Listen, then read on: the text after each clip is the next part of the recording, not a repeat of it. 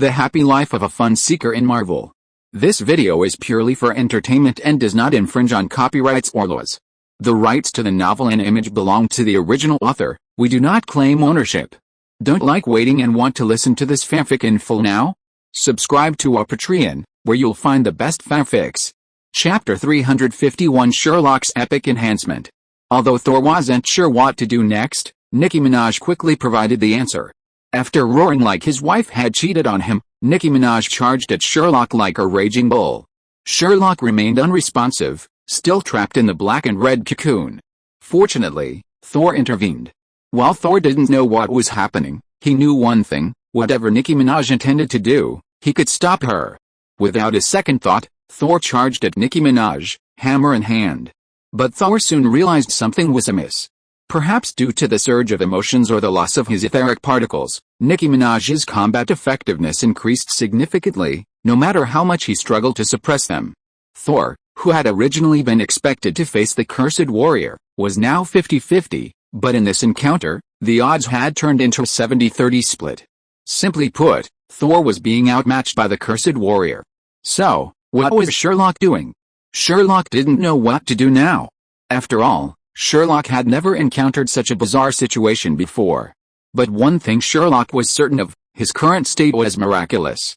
Although Sherlock was currently encased in a thick cocoon of black and red mist, the amazing thing was that, despite being so tightly encased, Sherlock, while unable to move, could still clearly see outside. And not only could he see, but if Sherlock used his magical perception to sense the outside world, he would discover that the world had undergone a profound transformation. Magical perception, in addition to being able to perceive objects, generally also allows for the perception of their state, which is the key to becoming an aura in HP's magic. After all, if you don't even know what magic your opponent intends to use, then a battle with another wizard is doomed. You thought is absolutely fatal in a serious life or death battle. You thought the Dark Wizard was going to use a melon-eating spell, so you dodged to the side, but he used transfiguration. While not an immediate death, one misstep led to another, and defeat was inevitable. But now, within Sherlock's magical perception, he was surprised to discover that the entire world within his perception had changed. The most striking thing was that, from Sherlock's perspective, the world was no longer a complete whole, but a world composed of threads. And as time passed, Sherlock felt that manipulating the threads that made up the world became increasingly easier. Of course, these were changes within Sherlock himself. What surprised him most was the wand in his right hand. Sherlock raised his hand. His wand, identical in appearance to the Elder Wand but lacking its divine attributes, had vanished. In its place was a swirling mass of dark red matter, clinging to Sherlock's right hand. Even if Sherlock wanted to shake it off, he couldn't.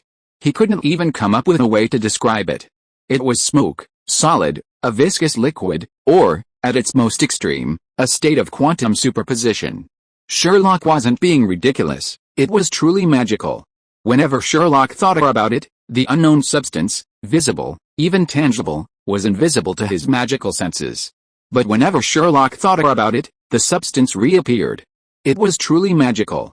As if he had discovered something incredibly fascinating, Sherlock began experimenting with the object in his hand, like a curious child discovering something they'd never seen before.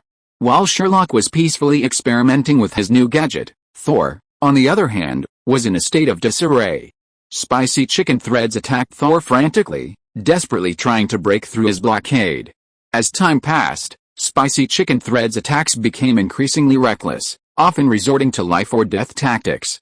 Even Thor, with his formidable skills, and the physical fitness of the Asgardians, couldn't withstand such a torrent of damage. Spicy chicken threads beating left him battered and bruised, looking utterly miserable. Just as Thor was about to be planted in the ground for the second time, transforming into a blooming Thor flower, a tentacle composed of black and red mist whizzed out from above Thor's head and slammed squarely into Spicy chicken thread's face. The immense force sent Spicy chicken threads, who was just about to plant the flower, flying a great distance. Finally, Thor had a chance to look back with a bruised face. It was not a big deal to look at him, but after seeing it, Thor felt a little bit unwell. He saw that the big cocoon that originally wrapped Sherlock behind Thor had disappeared without a trace, and in its place was a person who was completely hidden in a black and red mist. In the black and red mist that made it impossible to see what was inside, there were two eyes that were glowing red. The whole shape gave people the feeling that a peerless villain had arrived. Although the costume was a bit exaggerated, Thor could still feel that this person who did not look like a good person was actually Sherlock. Seeing that Sherlock seemed to be fine, Thor sat down on the ground. He seemed to be relieved. No. No. No. No. Why? Why? The Dark Elves have been planning for 1,000 years, waiting for 1,000 years, hoping for 1,000 years. The Ether has actually chosen to betray the Dark Elves. Spicy Chicken, in the distance, was sent flying, but he wasn't dead. He staggered to his feet, his small eyes filled with resentment as he stared intently at Sherlock standing behind Thor and the black-red mist surrounding him, roaring in despair. Facing Spicy Chicken's questioning, Sherlock slowly approached Thor, stood facing Spicy Chicken, and with a wave of his right hand, a massive sickle composed of black-red mist appeared in Sherlock's hand. A not-so-insignificant red gem gleamed at the scythe's junction. Well, I'll tell you why. It's probably because the Ether prefers me, Sherlock replied to Spicy Chicken's rant in a venomous tone. Chapter 352 The battle that ended hastily. Honestly, Sherlock's conjuring of a scythe was pure whimsy. After all, Sherlock was aware of his current form, and for some unknown reason, he couldn't control the mist surrounding him. Given his seemingly unkind and evasive demeanor, it would have been a waste if Sherlock hadn't used it to satisfy his whimsical desire to cosplay as the Grim Reaper. As it turned out, Sherlock's cosplay was not only successful, but almost too successful. Perhaps due to Sherlock's previous half-finished melon eating, he already possessed an inexplicable force of death. Now, when Sherlock's self-constructed Reaper scythe appeared, enhanced by the ether particles and the reality gem, it truly gave off the feeling of a pervasive force of death. In other words, Sherlock felt like the very Grim Reaper. Unlike the Muggles on Earth, Nicki Minaj, as the leader of the Dark Elves, possessed considerable experience. The appearance of Sherlock's image, coupled with the permeating aura of death, instantly calmed Nicki Minaj, who had been furious. Her eyes were filled with fear as she stared intently at Sherlock, who was cosplaying as the Grim Reaper, and even her tone was tinged with inexplicable panic. The power of death? Who are you? Sherlock himself couldn't sense the power of death within himself. After all, if he could, he wouldn't have needed to ask Odin why the cold rickets had entangled him. It was simply that his image strangely resembled a deity of death from Dark Elves mythology. The naive Sherlock, unintuitively, wielded his scythe with unintuitive skill. Hidden beneath the black and red mist, a playful expression filled his face. He quietly cleared his throat and replied in a low, pretentious voice. Who am I? I am death. I am the Reaper. I am the judge. Malekith, because of your foolish decision, you have caused the mass extinction of your people. Now, according to the will of all, I come to reap your lives. Sherlock acted with incredible sincerity, as if he were truly a deity born of his own dark past. He completely failed to notice that Thor, standing behind him, had his expression shift from shock to amusement after his incredibly immature words, and then, in a split second, from amusement to excitement. He looked as if he was about to pull out his notebook to write down Sherlock's words, using them as a template for his future show-offs. Completely unaware that his pretense had failed and that his immature nature had been exposed, Sherlock was still gloating over his incredibly successful cosplay. He even began to plan what skill he would use to reap Spicy Chicken Shred's life. After all, the Reality Stone granted Sherlock many other abilities, not just the ability to transform his wand at will. What pleased Sherlock most was a power similar to the Dragon Clan's word spirit. This was the result of the Reality Stone amplifying Sherlock's magic. While inside the cocoon, Sherlock was thrilled to discover this miraculous ability. Sherlock, caught up in his chunibao, completely oblivious to the change in expression on Nicki Minaj's face, as if spilled paint. Even Nicki Minaj, now a cursed warrior with a significantly reduced IQ, knew that the bastard who had stolen the ether particles was playing tricks on him, imagining himself a true god. Infuriated, Nicki Minaj could no longer contain her rage. With a roar, she charged at Sherlock. Asshole, you dare to trick me. Seeing Nicki Minaj charging at him like an angry bull, Sherlock, previously smug, was startled and instinctively swung his scythe. That's right, Sherlock subconsciously used the sickle in his hand as his old wand to cast magic at Spicy Chicken. Due to the PTSD from his initial use of Expelliarmus, Sherlock subconsciously believed that he must never use ray-based magic like Expelliarmus again. Therefore, This time, Sherlock instinctively chose a dark spell, one of the most famous in the HP world, the invisible blade. With Sherlock's magic, enhanced by the reality stone, the invisible blade flew through Spicy Chicken's body with almost no resistance, even continuing its momentum, completely splitting the mothership behind Spicy Chicken in half. Spicy Chicken, transformed into Cursed Warrior, was no match for the mothership behind him. Sherlock's magic split him in two, and he even ran a few steps before his body fell to the ground in two. Spicy Chicken Sis didn't even realize she'd been split in half until she died. Anger still clung to her face, her small eyes still glaring. Seeing Spicy Chicken Sis' body parts scattered all over the floor, Sherlock nearly vomited. He quickly transformed back to his original form and cleaned Spicy Chicken Sis's body, causing it to vanish without a trace. Miraculously, as Sherlock transformed his sickle back into its original wand form, the mist surrounding Sherlock vanished, revealing his true form. The only change was the wand in Sherlock's hand. The end of the wand now had a small red gem embedded in it, but since it was held in his hand, it was invisible to the naked eye. When Sherlock finished with Spicy Chicken Sis, he turned around and was met with Thor's startled gaze. Sherlock was bewildered. He carefully checked himself. The door was closed, his clothes were still there, and there was nothing strange on his face. After examining the area, Sherlock turned to Thor and asked, "What are you looking at?" Thor simply shook his head blankly, then nodded blankly before asking a question that left Sherlock speechless. "Are you really Sherlock? Not that Death Reaper, are you?" At Thor's question, Sherlock blushed and rolled his eyes. He'd been so caught up in his Chunibaku tantrum that he'd completely forgotten there was someone behind him. Now, being questioned by Thor made him feel a bit socially dejected. "What the hell are you talking about? Get up and pack up. The battle's over." Sherlock hadn't anticipated the fact that Thor had a reason for asking such a question. From Thor's perspective, facing the Spicy Chicken Shreds charge, Sherlock simply waved his side lightly. That's right, with that incredibly simple swing from top to bottom, Spicy Chicken Shredded Chicken was split in two. Not only Spicy Chicken Shredded Chicken, but even the massive mothership behind Spicy Chicken Shredded Chicken was bisected by Sherlock's scythe. Such power wouldn't be possible for Sherlock, let alone Thor. That was a 100-meter-tall mothership, the most powerful of a race in the universe. No wonder Thor asked such a seemingly idiotic question. Chapter 353 After the War. Sherlock didn't know what Thor was like, but he was certain of one thing: Sherlock truly didn't want to return to Asgard. It wasn't that Asgard was bad, he simply didn't want to go back there and eat all that dog food. Sherlock even hesitated to ask Odin about any strange reactions to his own fusion with a reality stone. After all, no matter how close Sherlock and Thor were to Odin, Sherlock wasn't an Asgardian. Of course, the most important point was that, compared to Odin, who was used to using his own power, it would be better to ask the Ancient One about the Infinity Stones. After all, he had centuries of experience using them, didn't he? But before that, Sherlock had to go home. As the saying goes, a gold nugget or a silver nugget can't compare to a grass nugget. Although the battle ended abruptly, the mastermind, Spicy Chicken Shreds, would be dead even if he was a worm chopped vertically. So, for Sherlock right now, the biggest temptation wasn't anger or other messes, but the soft, large bed in his own home, and the luxurious bathroom he'd never used. That's right, Sherlock's mind was completely consumed by the thought of taking a comfortable bath, then falling into his own bed and sleeping soundly. The moment this thought came to mind, he couldn't control it. Of course, as a good rabbit born under the red flag and raised in the spring breeze, he still had to clean up the battlefield.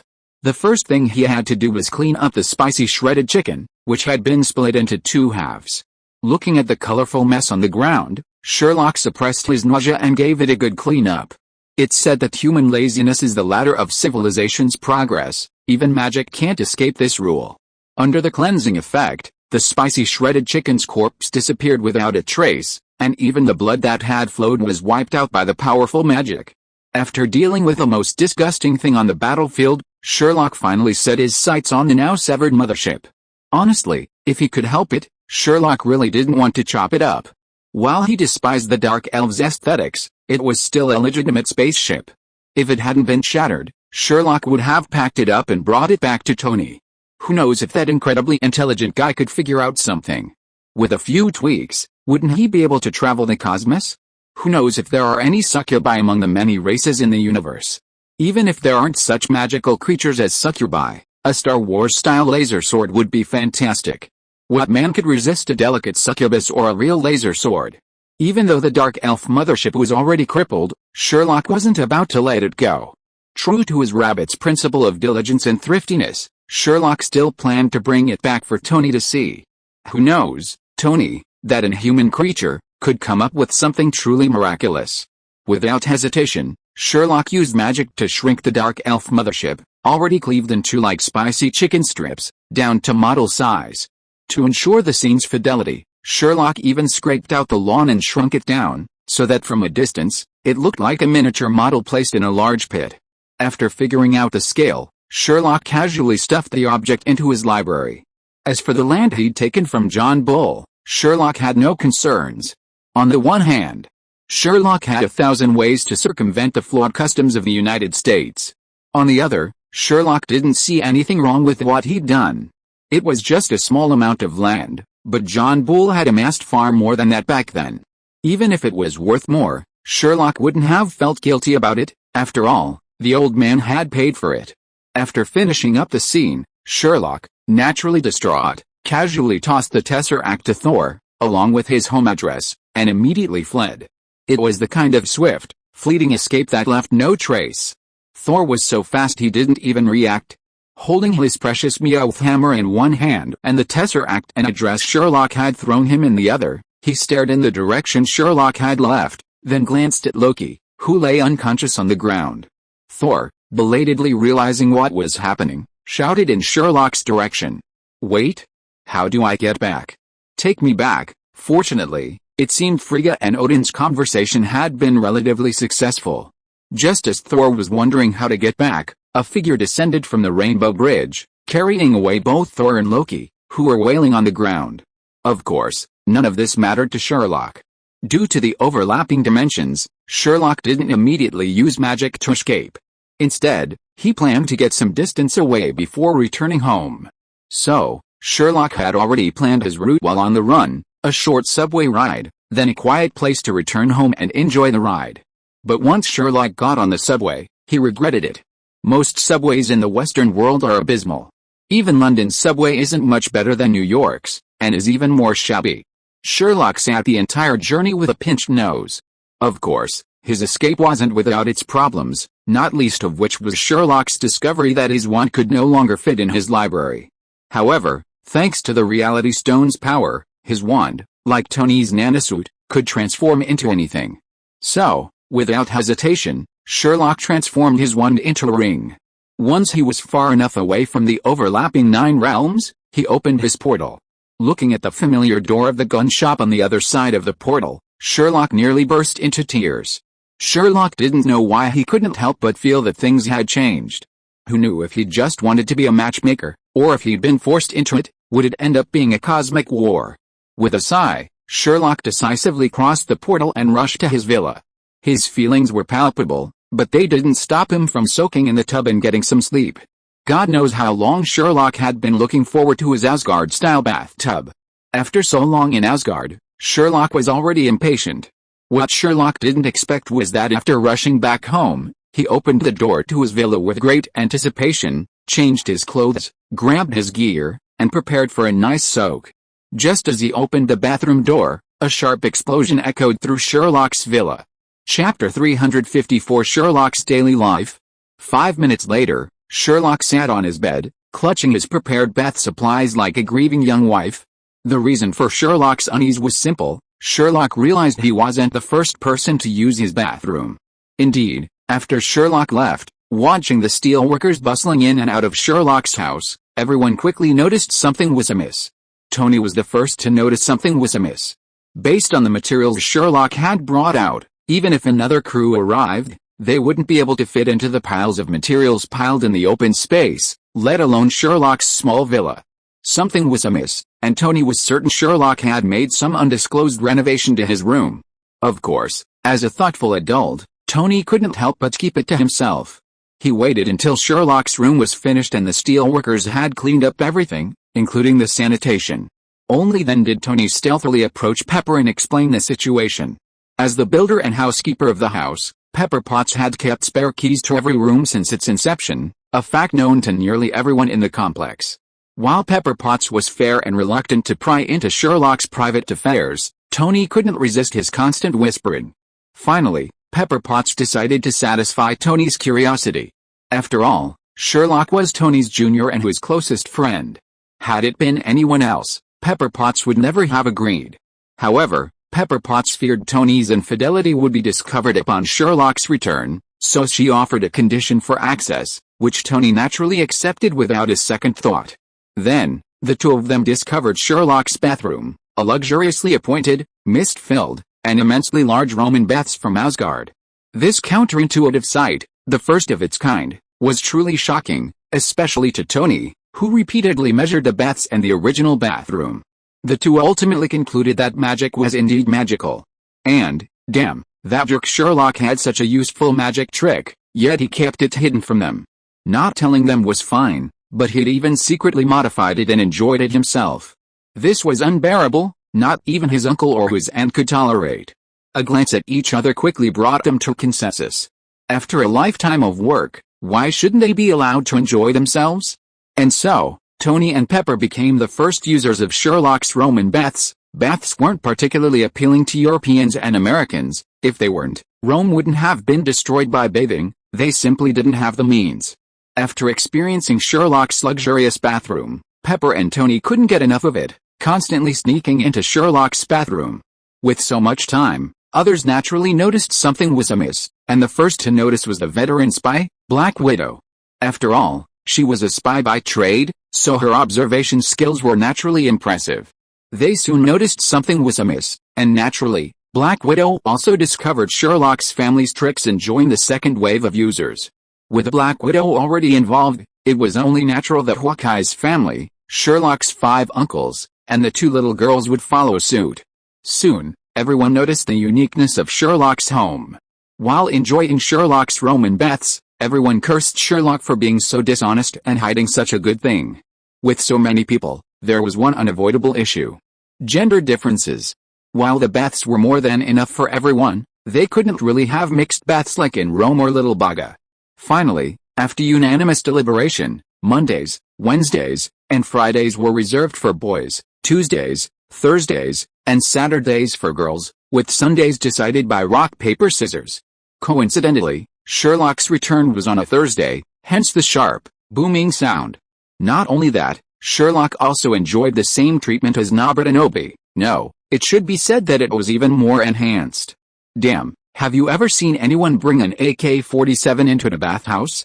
That was because Sherlock was quick to react. If he had been slower, he would have been a briquettes by now. Of course, what hurt Sherlock the most wasn't the fact that he almost turned into briquettes, but the fact that his bathroom's virginity was gone. So what? He almost got mistaken for a pervert, and now had to coax these difficult women. Sherlock felt wronged. But let's be honest, women are just as easy to coax as dragons in Western mythology, and they all love shiny things. So, after Sherlock paid several fist-sized, gleaming gems and promised to help them expand their room, they finally let him go. And so, Sherlock, having just escaped the tiger's den of Asgard, was dragged up early the next morning and taken to the wolf's den where he was working. As Sherlock built each room to their specifications, the long-dormant steel engineering team began to stir once again. It's true, everyone's needs are different. Black Widow built a closet the size of a shopping mall, while Tony created a room in his home that looked like an amusement park, earning the nickname Paradise from the men. Hawkeye, more modest, created a massive children's playground filled with toys, a delight for his 2 young girls. Pepper Potts built a massive beauty salon, even stealing 2 armors from Tony to work as technicians, earning a warm welcome from the sleazy women. Compared to these men, Sherlock's 5 uncles were more down-to-earth. Price built an armory, Zia Okiang a wine cellar, Soap a football field, and Gates a basketball court. What was surprising was Ghost. For some reason, Ghost had actually built a studio at home. Unlike Tony's, Ghost's studio had a distinctly COD-like feel. The high-end looking 6-screen computer, the adjacent workbench, and the various bombs on top, Sherlock could only say it smelled delicious. As for the 2 girls, their situation was simpler. They both shared a desire, a snack supermarket. This proposal was unanimously rejected by the adults. As the girls watched in despair, the only solution was for the steel engineering team to physically build a small storage room for them. Well, snacking too much is unhealthy, a very powerful and familiar argument Sherlock couldn't argue with. Having also been caught in the rain, Sherlock resolutely tore up the umbrellas the girls tried to use to struggle, and was delighted. Chapter 355 Christmas is coming. The renovation took just over a week, and that was only possible thanks to the steel construction team working day and night, and the money paving the way to ensure a sufficient supply of materials. The community, now complete, was beginning to evolve into a fully functional supermarket community. Sherlock, having completed the traceless expansion spell, finally had some free time. Of course, even with his time off, Sherlock felt a bit sad because his bathroom still wasn't his own, having become a shared space. Pepper even had Tony build a fleet of robots to place in Sherlock's bathroom, to better enjoy his superb bath. Thus, Sherlock's bathroom had completely evolved. The feeling of Roman baths combined with northeastern bathhouse is undeniable. No one can resist the luxury of the Roman baths and the service of the northeastern bathhouse masters. God knows how Tony built these robots, offering everything from scrubbing to massage, cupping, and even pedicures, and their skills were so skillful that Sherlock even wondered if Tony had conducted field research without his knowledge. Sherlock was pleased with the final result, so he let it go. However, necessary renovations still needed to be made. Most importantly, Sherlock had opened a door outside, providing direct access to the bathroom. After all, he couldn't have everyone entering through Sherlock's bathroom every time. If Sherlock needed to use the restroom or something, and someone else wanted out at the exact moment, that would be incredibly awkward. Of course, Sherlock didn't have much time to relax, as Christmas was approaching. As the most important holiday in the West, its importance rivaled that of the Rabbit Spring Festival, so after the renovations were complete, everyone got busy preparing for Christmas. The two girls were the most excited. Whether in the East or the West, children are always the happiest during holidays. Of course, aside from the two little girls, the most excited were probably the students at Sherlock's training ground. These unlucky guys, as Sherlock called them, only had Christmas as their only holiday of the year, unless something special happened, like an upgrade to the training ground or an attack.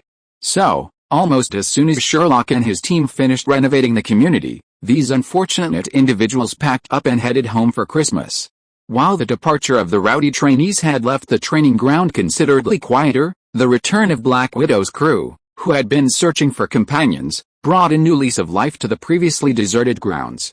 Despite having traveled so long, Sherlock was still not quite used to celebrating a Western holiday like Christmas. In the past, Sherlock and his 5 uncles, a group of older men, hadn't really been in the mood for it. It was only when the 2 little girls arrived that they added some minor decorations to cheer the 2 children up. But this time was clearly different. It was Sherlock's first Christmas with his friends, and with so many people present, it was surprisingly lively. Sherlock felt a kind of atmosphere he'd only experienced during the New Year's celebrations on the Rabbit side, with the entire family busily preparing for all sorts of New Year's customs and goods. It was much the same here. A large group of Black Widows were frantically preparing all sorts of things for Christmas. Given the sheer number of people involved, the preparations were naturally quite extensive. Sherlock's beloved car had been ruthlessly requisitioned as a van, commuting between the supermarket and training every day. Annie had returned home, and her first act was to pester her sister, Black Widow, in both overt and covert ways. Sherlock felt a surge of confidence. Gradually, Sherlock began to notice something was amiss. For some reason, he felt there was something off about these Black Widows, even more excited than his own 2 little girls. But then, Sherlock figured it out. Well, it was their first Christmas after being freed, so it was only natural they'd take it seriously. Sherlock let them do what they couldn't, even taking out his wand and helping them accomplish things they couldn't. Like making snow fall in the tower. You can't believe how much Sherlock's arrangements transformed the entire neighborhood, including the tower itself. It gave off a strange, almost Christmassy, ambience, like a kingdom of ice and snow. The most amazing thing was that the ice Sherlock conjured felt, looked, and even tasted like ice. Even when tested in the lab, it was real ice, yet it was warm and wouldn't melt. This counterintuitive scene nearly made Tony's CPU smoke up again. For a few days, Tony looked at Sherlock with a look of fear. The overwhelming Christmas spirit of the Black Widow's crew eventually spread to the community, and the women in the community joined in the Black Widow's efforts. Even men like Tony Hawk were forced to join in, contributing their strength, their brains, and their money. No one was spared, not even Jarvis. The steel construction crew, freshly finished, was pulled out again, and some slender armored soldiers were even forced to wear red Christmas paper skirts, transforming into Christmas-themed armored suits. Of course, the fat one wasn't spared either, becoming Santa Claus, despite Jarvis's initial vehement objections, which proved ineffective. The appearance of this Christmas-like steel construction crew had Sherlock practically laughing his teeth off. The men, of course, seized the opportunity to mock Tony, and, despite Tony's sullen expression, they all stepped forward to offer him some comfort. Besides the atmosphere, the most important aspects of Christmas were the food and gifts. The food aspect was easy enough, given that Black Widow was a global organization before its release. While the Black Widows were initially all Russian women, they've since grown to include women from all over the world. Throwing a world food feast isn't difficult, especially in the Eagle Sauce area, where anyone with enough money can buy anything they want. The only thing left was the gifts. After all, if everyone gave a gift, the crowd would be too numerous, and even Sherlock, the owner of the training ground, couldn't prepare that many even if he were exhausted. So Sherlock came up with a plan. Except for those close to him, the remaining gifts could be won through a lottery. Of course, the gifts were guaranteed to be decent, with the lowest prize being a pigeon egg-sized gem. There was even a grand prize of something from Sherlock's magical realm. No one objected to this. After all, this activity would liven up the atmosphere and test their luck. The Black Widows just wanted a free and joyful atmosphere. The gifts were more of a jackpot to them. Just as everyone was happily anticipating Christmas, two people Sherlock hadn't expected arrived at the gate of his training ground. Chapter 356 Odin and Frigga come to retire. Indeed, the people who showed up at Sherlock's training ground were none other than Odin, the God King, and Frigga, the God Queen of Asgard. Frankly, Sherlock was utterly shocked by their unannounced arrival at his doorstep. He felt his entire world shattered after hearing Frigga's thoughts. Their motive for coming to Sherlock's house was simple: to find a simple job there, something to live on in his old age. Honestly, after hearing Frigga's words, Sherlock felt his entire world shattered. How could he possibly deserve to have a God King and God Queen of a cosmic civilization working for him? Furthermore, if this were to get out to Asgard, the barbarians would surely erupt in fury. Fortunately, noticing Sherlock's shock, Frigga finally told him the truth. Odin was indeed old, and someone like him could probably tell his own lifespan, and knew he didn't have many years left. Frigga's situation is similar to Odin's. Although she's younger than Odin, and despite Sherlock's magic and potion saving her from immediate death, the Dark Elf's cursed dagger ultimately damaged her very essence, effectively putting her life on the line. However, thanks to the effects of Sherlock's potion, Frigga and Odin had a good talk, and Odin agreed. Let's start with Thor. Did Thor want to have a sweet romance with Jane? Odin agreed, allowing him to go to Earth with Jane to date. However, Thor would also lose all support in Asgard. All he could take with him was Mjolnir's hammer and some clothes and personal belongings. Without Asgard's support, Thor was practically penniless. Even if he could continue his heroic deeds and his role as the god of thunder with Mjolnir's hammer, it wouldn't be of any use to Jane or him. After all, superheroes don't have salaries. If they did, the meaning of being a superhero would vanish, and they would begin to resemble their own people. Odin hoped that Thor, through his relationship with Jane, would understand the importance of responsibility. Love is beautiful, but it's always underpinned by the unseen responsibilities both parties bear. These responsibilities are often very real and heavy. As for Loki, his situation was simple. After the battle with the Dark Elves, his sin of invading Earth was offset by his merit in defeating the Dark Elves. In other words, Loki remained the second prince of Asgard. And as the second prince, hadn't Loki always wanted Odin's throne? Odin gave it to Loki. But Odin wasn't stupid. He told Loki he had given him a 1-year probationary period. If he performed well, he would be the king of Asgard. If not, sorry, it was because he was incompetent and he shouldn't accuse his father of favoritism. What could Loki say? His dream had suddenly come true. Even when Loki received the Spear of Eternity from Odin, he felt dazed and wondered if he was dreaming. As for why Odin agreed to Loki's appointment, it was simple. Did he really think that simply sitting on the throne would be enough? No, That wasn't the case. While Asgard was a martial nation, that didn't mean there weren't civil servants. So many barbarians needed food, clothing, weapons, shelter, and even the need to mediate conflicts. While a king possesses supreme power, he also carries a heavy burden. While enjoying the admiration of the people, he also carries endless responsibilities. It was just as beautiful and comfortable as Loki had imagined. Since Loki wanted it, Odin didn't mind letting him experience the weight of his responsibility. And most importantly, Odin had promised a 1-year probationary period. He believed that with this probationary period, Loki would be able to fully handle the duties of a king. After hearing Odin and Frigga's arrangements, Sherlock's lips twitched, and he silently made the sign of the cross for Thor and Loki. Even Sherlock could imagine Thor's impoverished state, and Loki's distraught expression, consumed by his various worries. Loki, in particular, did he really think being king was that easy? Just look at the ancient emperors on the rabbit side. Their schedules were no less grueling than those of a 007 operative, and even humanity's most primitive desire for reproduction was reduced to a routine task. The mere thought of it made Sherlock's scalp tingle. And Loki's hairline was already high. Taking over Odin's affairs? Well, hopefully, by the next time they met, Loki wouldn't have a horrible Mediterranean hairstyle.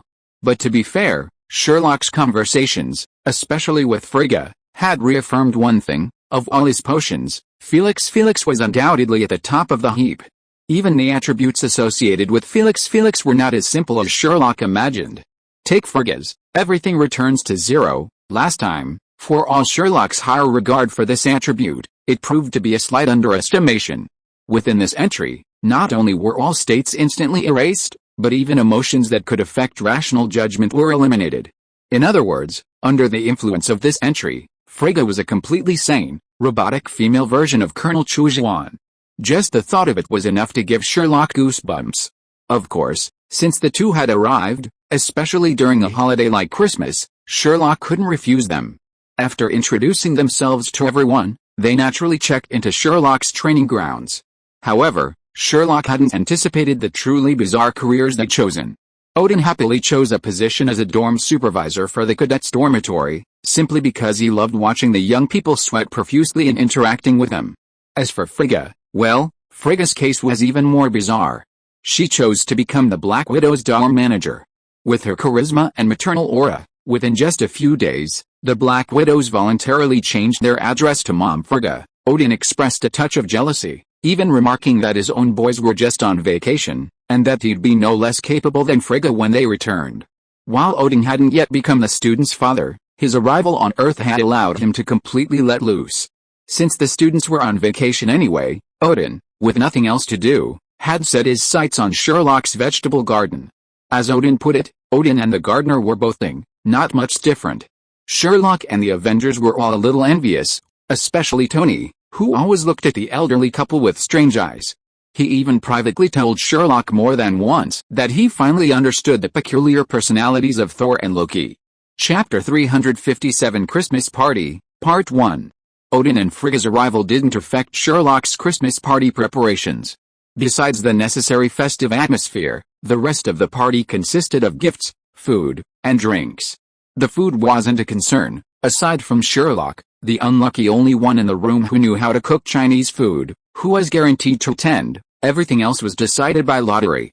The gifts were even easier to come by. As the owner of the training ground, Sherlock was naturally responsible for the raffle prizes.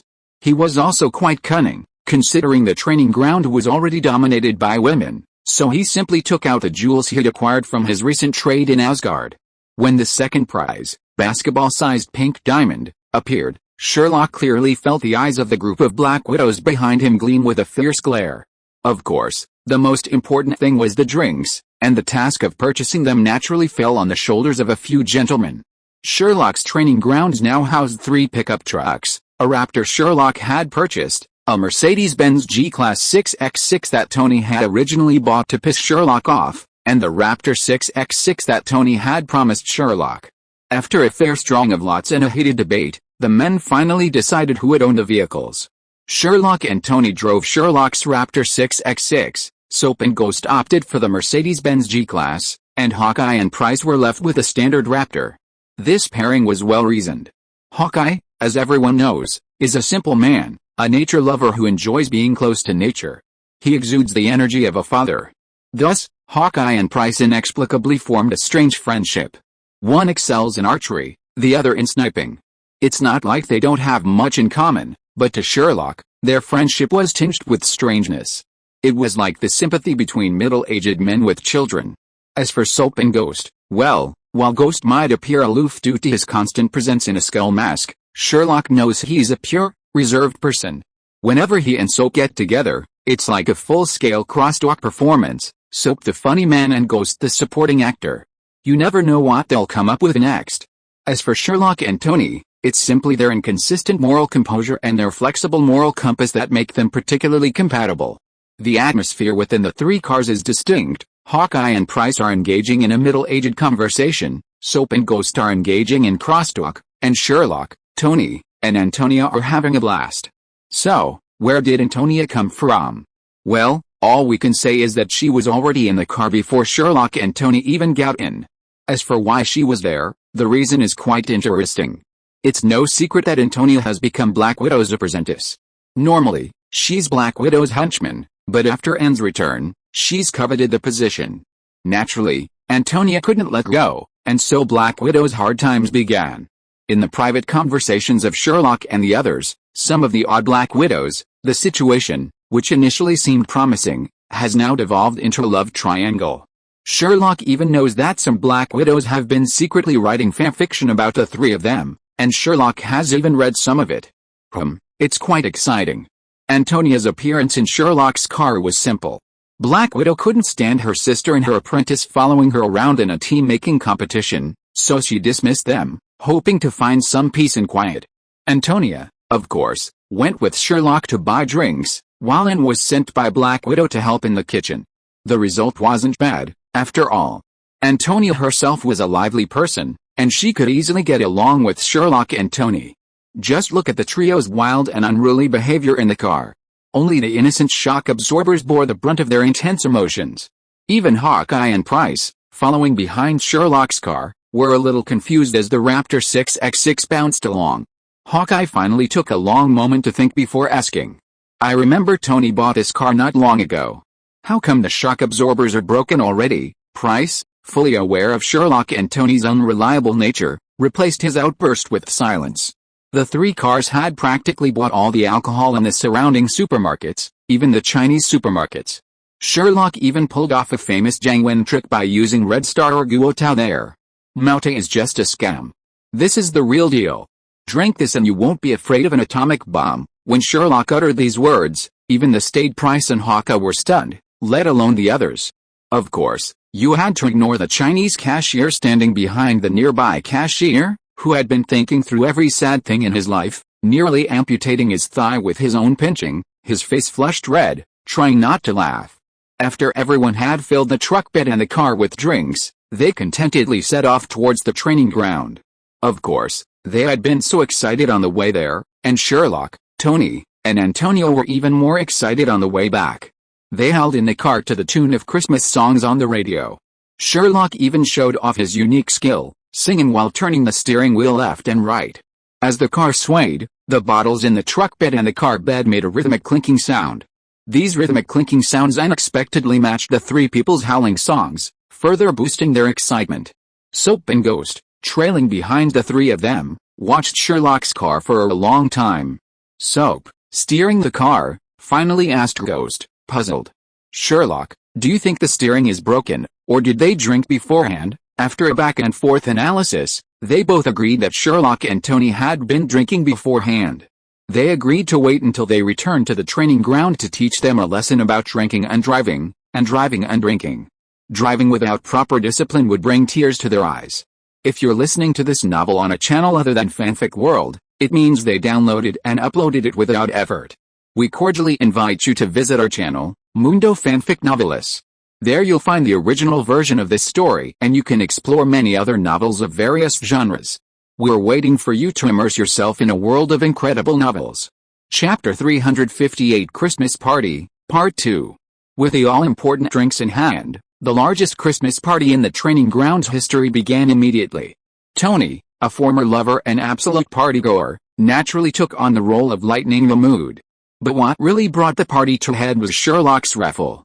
Unexpectedly, the top prize went to Black Widow's sister, Anne.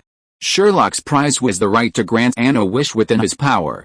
Don't think the prize was small. Sherlock possesses magical powers, and with his magic, he can easily accomplish even the most seemingly impossible things. Of course, Anne didn't immediately honor her promise, saying she'd wait until after the party. Sherlock, naturally, had no objections. Since the atmosphere was already so good, he wasn't about to spoil the fun, so he joined his friends in a drinking contest. After all, with Sherlock's warm ice, even in the open air, a drunken nap on the floor wouldn't be a problem. So, Sherlock drank freely. Even the two underage girls got a good share of the drinks. The only regret was the lack of fireworks to accompany such a lively atmosphere. After all, Sherlock had been treating Christmas like a New Year's Eve, and the absence of firecrackers always felt a little missing. The laws in the US were quite bizarre. Firearms and ammunition capable of killing people could be bought and sold freely, and even shops could be opened on the streets of downtown. However, the regulation of recreational fireworks was extremely strict. Sherlock hadn't seen any private fireworks in all his time traveling. Most were government-planned shows. Of course, people wouldn't die from holding their urine, and if they couldn't buy fireworks, there were naturally substitutes, especially in a family like Sherlock's, which was both a training ground and an arms dealer. Before Sherlock completely blacked out, his last memory was of two young girls, each holding a shotgun, their muzzles pointed skyward, setting off dragon breath bullets as fireworks. Compared to the little girl's little flashes, Black Widow and the 141s had a much more elaborate affair. They threw flashbangs into the air like 9-bang firecrackers. It was pretty wild. The next morning, Sherlock woke up next to his toilet. Sure, the location was normal, but what really devastated Sherlock was his clothes. He'd been wearing a sweatshirt before the party, but when he woke up the next day, he was wearing a red Christmas-style dress that belonged to a steel construction worker. Most importantly, Sherlock couldn't remember what happened the night before. His last memory was the two little girls setting off fireworks, his uncle and the Black Widows mistaking flashbangs for firecrackers. With a splitting headache, Sherlock tried to recall what happened for a long time, but couldn't. He decided to give up and head to the kitchen for some yogurt to ease the headache before opening his presents. When Sherlock stumbled out of the bathroom and into his kitchen, he was completely pissed. After all, finding a pair of high heels in your microwave and a piece of soap next to your sliced bread, someone had chewed a bite out of it, wouldn't make you feel good. And not only was it not good, it was even a little disgusting. Sherlock had no idea if he'd eaten the soap or if he'd spit it out last night. He was genuinely afraid he'd start spitting bubbles later, which would have made her happy. He staggered open the refrigerator door, only to be greeted by a merciless headbutt from Little Coalball. After knocking Sherlock flat on his back, Little Coalball stood beside him, meowing non-stop. Sherlock didn't understand cat language, but judging by Little Coalball's expression and last night's actions, he knew she was being rude. Fortunately, Little Coalball wasn't just any kitten, otherwise Sherlock would be ruining his guts out right now. Of course, life hadn't let Sherlock off. After finally calming Little Coalball down, Sherlock looked inside his refrigerator, and he was practically losing his temper. Inside was the same sweatshirt Sherlock had been wearing, top to bottom, inside and out. It was there, and most importantly, it was right on top of the breakfast Sherlock had been preparing this morning. Looking at the clothes, now almost marinated in curry, Sherlock felt incredibly emotional, constantly reminding himself that drinking any more would be a fool.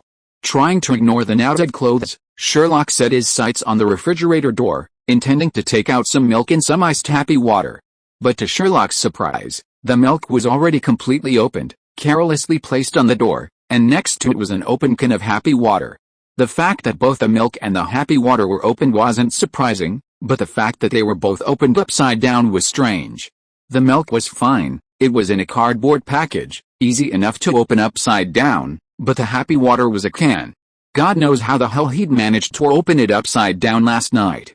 With trembling hands, Sherlock slowly pulled the milk and happy water out of the refrigerator.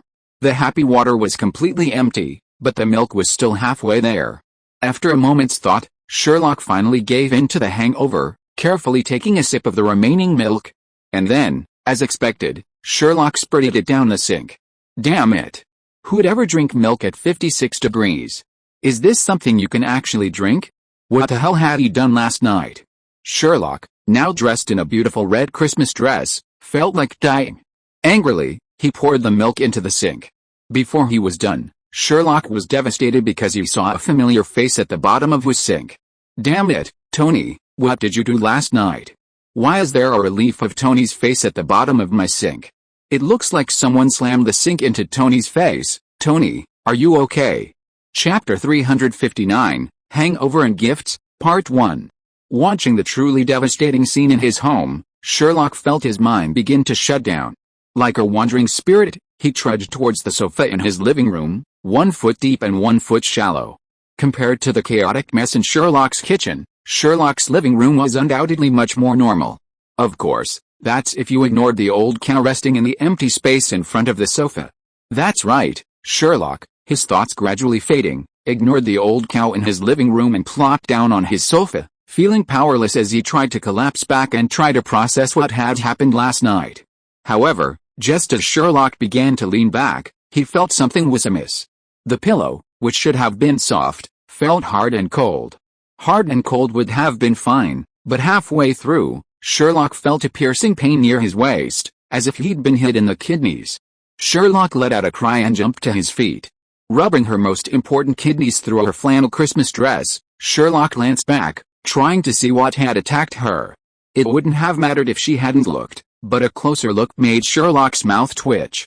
What had left Sherlock speechless was actually quite simple. The soft, comfortable pillows on his sofa were now, for some reason, inlaid with large iron plates. And every single one of them was the same, creating a harmonious yet eerie atmosphere. Sherlock knew the origins of these plates. A single glance confirmed they were the same ones used by novice marksmen at their own shooting range. The reason for Sherlock's certainty was simple: each one was covered in bullet sparks.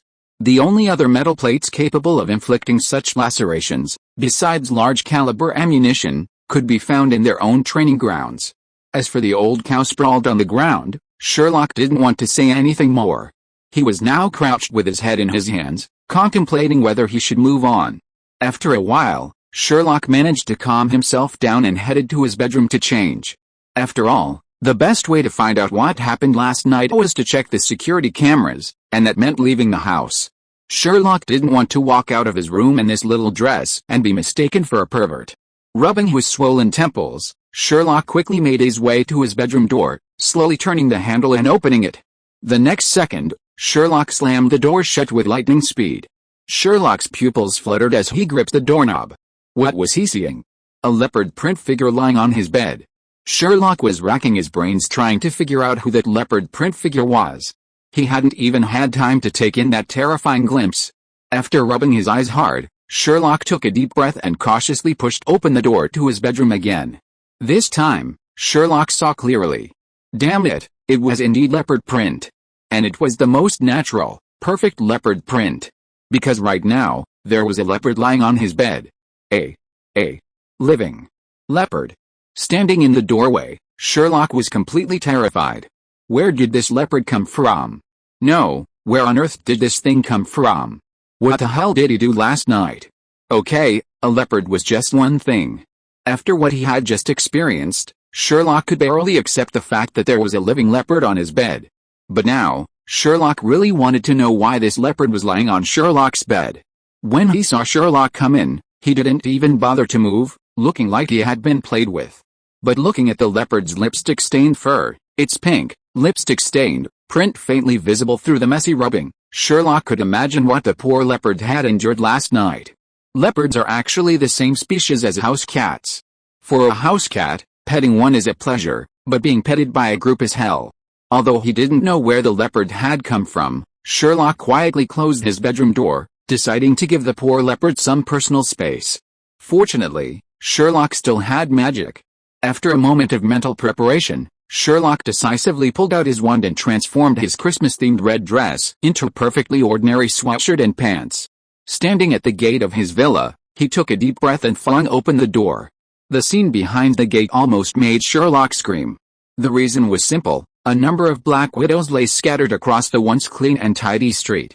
It looked as if someone had rushed in and overwhelmed the group, with all sorts of grotesque gestures. If it weren't for the deafening snoring that filled the street, Sherlock would have suspected a ferocious battle. It was only thanks to the ice warmer Sherlock had put in for the Christmas decorations that it worked. Otherwise, given the current temperature, every one of those drunken black widows sprawled across the street would have frozen to death. Helpless, Sherlock pulled out his wand from the library and carefully flew towards the hangar, which was the closest point to where he could check the security cameras. Once Sherlock entered the hangar on his broomstick, he spotted Tony sitting on the sofa. He reeked of alcohol, as if he'd just been pulled from a barrel, and even his attire was a familiar one. He was wearing only purple shorts and sat with his head in his hands on the sofa next to his studio. Although Sherlock couldn't see Tony's expression, for some reason, Sherlock always felt that Tony was about to lose the courage to live. Not to mention himself, even the surrounding environment turned black and white under Tony's contrast. Chapter 360, Hangover and Gifts, Part 2. Sherlock ignored Tony's thoughts for now and entered Tony's semi-open studio. The first thing he saw was a newspaper lying on the workbench. Curious, Sherlock picked it up and took a look. A huge headline on the front page immediately caught Sherlock's attention. New York Zoo suffers unprecedented theft, numerous rare animals missing. Are the thieves the Avengers? Below the headline was a grainy surveillance camera screenshot. It showed 6 figures, each wearing a childlike Avengers mask and bizarre costumes, as if performing some kind of ritual. Each person held an animal overhead and formed a strange circle, dancing. Sherlock recognized the 6 figures in the photo immediately. Tony, dressed in purple shorts as Hulk, but wearing an Iron Man mask. Black Widow, wearing a quilt with plates tied to her body as armor and a Black Widow mask. And himself, wearing a bright red Christmas dress and a wizard mask. There was Antonia, also wearing a Black Widow mask and a black plastic bag wrapped tightly with tape. There was also Anne, who had spray painted herself blue and was wearing a captain mask with a large pot strapped to her back. There was one person left, a Black Widow Sherlock wasn't familiar with, only this one was even more outrageous. She'd spray painted herself red, donned gold shorts, and tucked a flashlight into her chest. What's the difference between her and the real name system, frantically flaunting their resumes while publicly taking off their pants and shitting in the street? Okay, now Sherlock knew where that poor leopard in his room and that old cow in the living room had come from. With trembling hands, Sherlock put down the newspaper and reached for the pre-prepared surveillance video playback. After swallowing hard, Sherlock gently clicked a mouse. Well, the video started with the 2 girls preparing to set off a firecracker. At first, everything was beautiful, a lively party scene. But then someone brought out a flammable glass of oolong tea, a mixture of 96 proof vodka and whiskey. Then the whole party devolved into a frenzy. Sherlock had never imagined that Black Widow, his uncle, and their friends were all such ruthless individuals. From the moment the oolong tea appeared, all sorts of high-proof cocktails began to emerge. Then, fueled by the alcohol, everyone's behavior became increasingly outrageous, leading to the incident of mistaking a flashbang for a firecracker.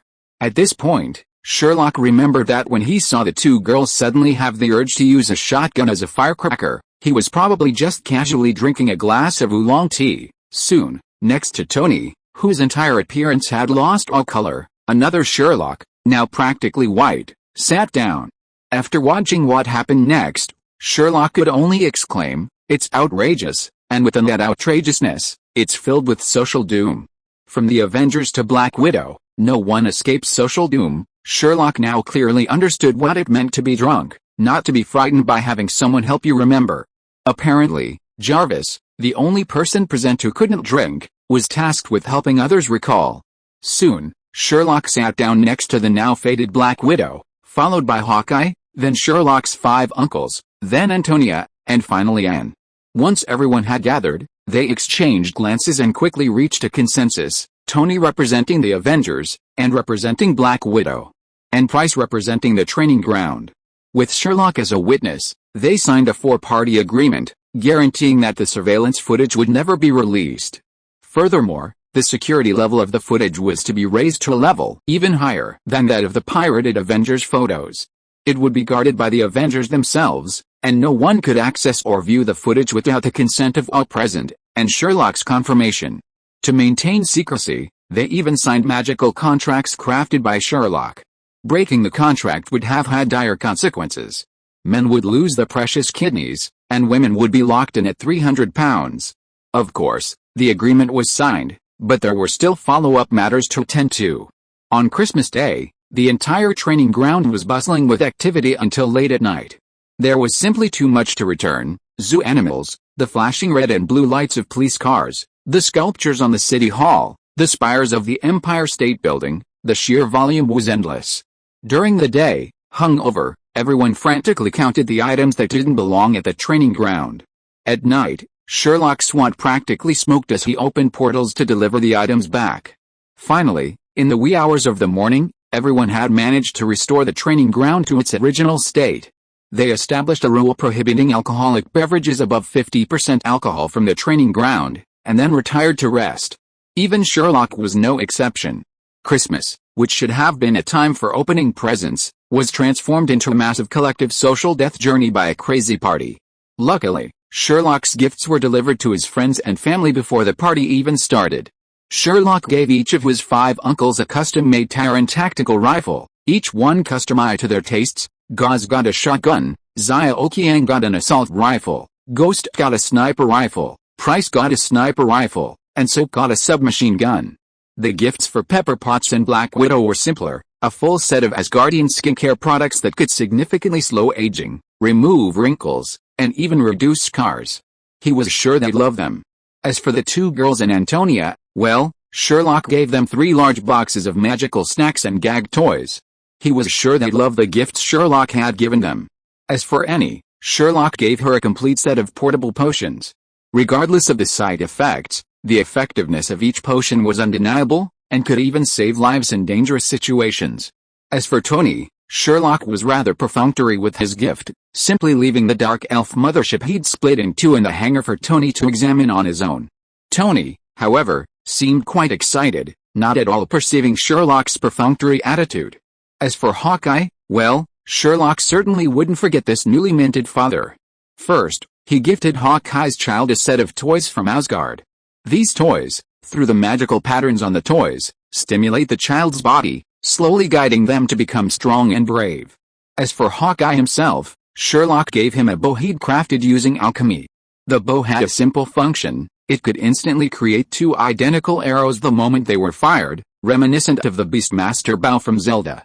At this point, Sherlock has to mention the Christmas gift that Tony, that unreliable guy, gave to Hawkeye. When Sherlock saw it in Tony's workshop, he almost fainted from laughing. Remember the nano-biochemical armor that Hawkeye wore when he helped Black Widow last time?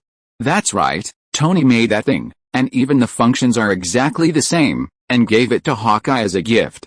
Of course, this thing only looks similar, and it's not like in the game where you can't take it off once you put it on. But even so, Sherlock can imagine Hawkeye's entanglement when he received this gift. If you say you don't want to wear it, every function of this thing is very practical, and it can greatly improve your battlefield survivability. But if you say you want to wear it, well, the dead memories suddenly start to attack Hawkeye, and it's very uncomfortable. Chapter 361: Sherlock's Christmas Gift. As for the gifts Sherlock received, there wasn't much to say. Many were Earth-related items. After all, of the people currently at the training ground, Sherlock was the only one with a relatively rich experience. But even though they were Earth-related, the items Sherlock received certainly satisfied his collecting itch. Black Widow gave him a complete set of his combat uniform, complete with weapons. It was brand new, of course, and, those imagining it wrongly, go to the wall, it was also signed. Sherlock happily created a mannequin, dressed it in Black Widow's clothes, and placed it in his library next to the Meowth hammer, which bore Thor's mask of pain. Hawkeye, seemingly imbued with the Black Widow's true heritage, gave him a complete set of his own functional arrows. Sherlock was delighted, labeling them according to the instructions and displaying them in his library. Collectible +1 is for his 5 uncles. Sherlock was pleasantly surprised to discover that the classic Call of Duty costumes he had wanted from them since his time traveling were finally given to him, each one even signing their names. As he unwrapped the gifts, Sherlock felt his soul nearly soar. Family, who could possibly understand the excitement a collector feels when they finally get their hands on their cherished treasure? As for the gifts from the 2 girls, they were even more bizarre. Sherlock had initially expected some small snack or other, but upon opening them, he discovered a handmade knitted hat and scarf, along with 2 no-beating free coupons, Sherlock scoffed at the no-beating free coupons the girls had given him. As their older brother, Sherlock knew them all too well. If he pissed them off, they'd be guns drawn. The whole no-beating free thing would be completely forgotten. They'd just beat them up first, and talk about anything else afterward. That was the way the girls always did things. Did they think a little piece of paper could make them gentle? Wake up. Stop dreaming. So Sherlock still felt the scarf and knitted hat his little girl had given him were more affordable. Even though their skills were terrible, it was enough to delight Sherlock, who instantly fell head over heels for them. Antonia, on the other hand, was a bit more straightforward. She gave Sherlock an enormous box, almost as big as the cardboard packaging of a refrigerator. After Sherlock curiously opened Antonia's gift, a momentary expression of speechlessness crossed his face. The reason was simple. Antonia had given Sherlock a complete set of cat supplies. From climbing frames to canned cat food and cat strips, everything was included. And just looking at the packaging, it was clear they were top-notch products on the market. It was more like a Christmas gift for little Cole than a Christmas gift for Sherlock. But in an instant, Sherlock felt relieved. After all, it was the first time Sherlock had seen someone who was even more obsessed with cats than he was. That's right, looking across the entire training ground, the one who loves Sherlock's little Cole ball the most is not Sherlock, but Antonia, the little girl. That girl, in Black Widow's words, almost kneels down and kisses the little Cole ball's nipples with a pious look. But unfortunately, the person the little Cole ball dislikes the most is Antonia. Even though Antonia is indomitable and flatters the little Cole ball in every way, the little Cole ball always ignores her and even refuses to be touched on the head. God knows how painful it is for a cat lover to have his master ignore him and not even let him rub him. The most important thing is that the little Cole ball is not an ordinary cat. If that guy really uses force, Antonia, the little girl, may not be able to defeat the little Cole ball. Well, it makes me feel even more sad when I think about it. Sherlock mocked Antonia inwardly as he embraced little Cole and rubbed her head repeatedly with one hand. With his other hand, he waved his wand, causing the things Antonia had brought him to assemble automatically. Once Antonia had delivered the cat supplies, little Cole immediately abandoned Sherlock and immersed himself in his new toys. Watching little Cole tumbling up and down the cat climbing frame, Sherlock wondered once again, is this thing really a cat? It behaves exactly like a cat.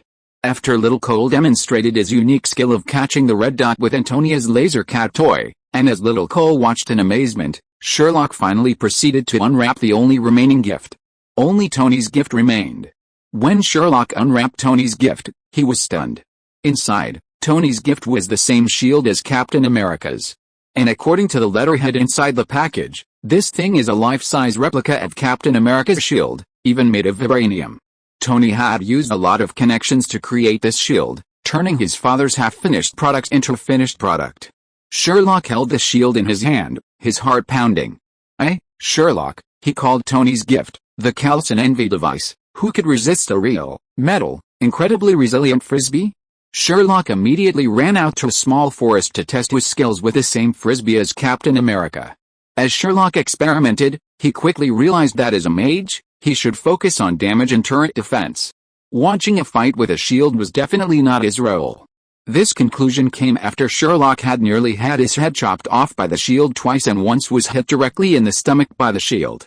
In the end, this replica of Captain America's shield ended up lying in Sherlock's collection, becoming a collectible that satisfied Sherlock's hobby. After experimenting with the shield, Sherlock returned to his room contentedly, ready to have a good rest. Perhaps it was just Sherlock's imagination, but Sherlock felt even more exhausted this Christmas than usual. Just as Sherlock was about to take a bath and go back for a nap, someone knocked on Sherlock's door. After opening the door, someone Sherlock had never expected appeared in his sight. Annie. Chapter 362 I'm filming Marvel. Anne had come to Sherlock for a reason. Remember when she won first prize in Sherlock's raffle? That's right, Anne had come to redeem her wish. Sherlock had expected Anne to ask for something like magical equipment, but to Sherlock's surprise, Anne actually told him she wanted to spend more time with her sister. Ideally, there had to be a reason for it. After hearing Anne's wish, Sherlock was completely visibly upset. Oh my god. I can slow down aging, control death, grant you wealth, or even status, power, and authority, and all you want is more time with your sister. What kind of new kind of sister complex is this? Sherlock didn't understand, but Sherlock was deeply impressed. But since she'd asked, and Sherlock had already made a promise, it was only natural he'd do his best to fulfill it, right? After a long moment of contemplation on the sofa, a bold idea struck Sherlock. If Sherlock remembered correctly, in the original plot, after defeating Thanos, Hawkeye would meet his successor, and the opening of that TV show was a Broadway performance of the Avengers musical? Damn it, Sherlock absolutely didn't believe that these people could get the authorization. Since others can perform, why can't I? I'm the real one here. So a plan that could be called Crouching Dragon and Phoenix Chick immediately appeared in Sherlock's head. It was also the realization of his dream before crossing over. Bragging, who hasn't dreamed of standing on a red carpet surrounded by flashing lights, wearing a haute couture dress and enjoying the treatment of a big star? After sending Annie away, Sherlock immediately ran to Pepper Potts and started discussing his own entertainment empire with her. Soon, after the Christmas holiday, a piece of news shocked the business circle in Hawkeye's side. Stark Group acquired DC Comics in full and owned the copyright of all DC comic characters. Before Wall Street could figure out what Stark Group was up to, a wholly owned subsidiary of Stark Group, Marvel Entertainment, was quietly established. Indeed, if Sherlock had a system, he'd be frantically popping up achievements like "I'm starting Marvel within the Marvel Universe," and "I'm acquiring DC within the Marvel Universe," but this was just the beginning.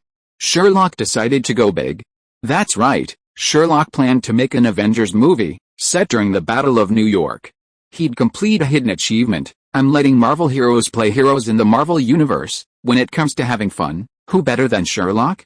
According to Sherlock's plan, aside from the Hulk, who needed CG compositing, and Thor and Cap, who needed actors since they weren't there, the rest of the cast would play themselves, and they'd all have fun making a movie together. And Sherlock could also experience what it was like to film a movie, and see if it was as fantastical as those entertainment articles from the previous life described. Wouldn't it be a win-win for Sherlock? He could also give Anne a role, giving her a reason to stick around Black Widow, and everyone would be happy. Most importantly, Black Widow and Hawkeye could earn some extra money from the movie, Pepper could profit from the film, Sherlock could experience what it's like to be an actor, and Anne could spend more time with her sister. And best of all, there wouldn't be any interruptions from Antonia. A win-win-win. This plan was a perfect win-win. When Sherlock approached Black Widow, Hawkeye, Antonia about this, Black Widow agreed without a second thought. After all, even though she had savings, a little extra cash was a plus. Hawkeye, a quiet person, initially wanted to refuse, but Sherlock kept whispering devilish things into his ear, spouting things like, "You don't miss your child either." After half an hour of nagging, Hawkeye was successfully persuaded. Even if Hawkeye was a Buddhist and didn't care about money, he still had to consider his children and wife, didn't he?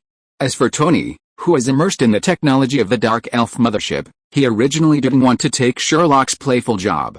But when Sherlock offered to let Tony leave at any time and gave him the power to choose the actors, he immediately agreed. Looking at Tony with a smirk on his face as if he had thought of something, Sherlock was still unsure and added another clause to the terms: Captain and Thor must choose someone who looks similar, or at least not ugly.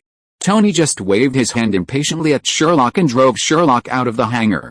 Soon, Sherlock understood what Tony's smirk was all about. Looking at the photo of this old black man who weighed at least 300 pounds, had a Mediterranean hairstyle, and looked ferocious, Tony actually told Sherlock that this guy was the actor of Black Sauce Egg.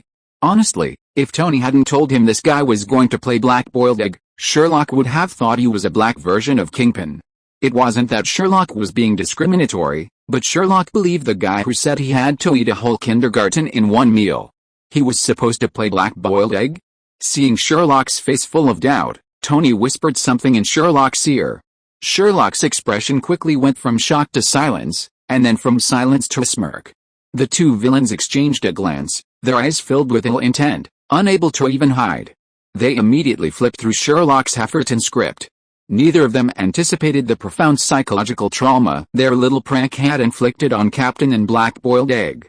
Captain, in particular, despite his numerous explanations that the film wasn't based on real events and was meant to be entertaining, a small group of people remained steadfast in their belief that he wasn't a man of high character, privately dubbing him Captain of Quality. As for the unknown Black Egg, well, when he saw himself in the movie, legend has it that his office was filled with screams of motherfuck for nearly the entire day. accompanied by the sound of shattering utensils.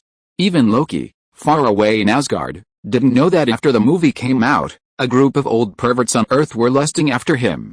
The reason was simple: Sherlock had given the role of Loki to Anne. Chapter 363 I Am a Star in Marvel. It turns out that all those entertainment novels Sherlock read in her past life were bullshit. Acting is definitely not the easy, joyful experience depicted in novels. In some ways, it can even be described as excruciating. This is a consensus shared by Black Widow, Hawkeye, Sherlock, and Tony, all on the set. Remember, this was only when they were acting themselves out, so you can imagine how painful it was. It's no exaggeration to say that if these four were asked to fight the Battle of New York again, these four Avengers, eager to experience the life of a celebrity, wouldn't say a word. They would just charge in with their weapons, without a single scrap of crap. But acting, on the other hand, is like Monday morning every day. From the moment they wake up, all they can think about is, I want to die. God knows why they have to shoot one shot 30 or 40 times. It's the same action, the same scene. By the end of the day, Sherlock felt his facial muscles stiffen, and even a smile, a basic expression, was a bit difficult to create. Yet, those actors could happily perform the same scene over and over again, always finding their flaws. Sherlock had seen clips of scenes performed countless times, but he swore to God that every time he watched them, it felt exactly the same. He couldn't discern any difference. Even more damning, for various reasons, the entire crew filmed mostly on a Hollywood studio lot. This meant they were surrounded by a shimmering green screen, and they were supposed to perform against a green screen where even the steps were blurry, yet it felt like they were in New York. Others didn't know, but Sherlock found this ridiculous. Imagine a simple scene involving a conversation with a green man. In the cinema, the actors would appear to be talking to a green man, but in reality, they were talking to a green ball atop the motion capture actor's head. Sherlock swore that even in that scene, it would be a miracle if he couldn't hold back his laughter. Now, he was expected to act out emotions? Isn't this pure nonsense? Okay, consider these the complaints of the four non-professionals, but the waiting alone was enough to drive them crazy. Movies are shot by shot. Sometimes you're not in one shot, and then you're in the next. You never know when your turn will come, so most of the time, everyone sits on the edge of the set, waiting for the director to call you.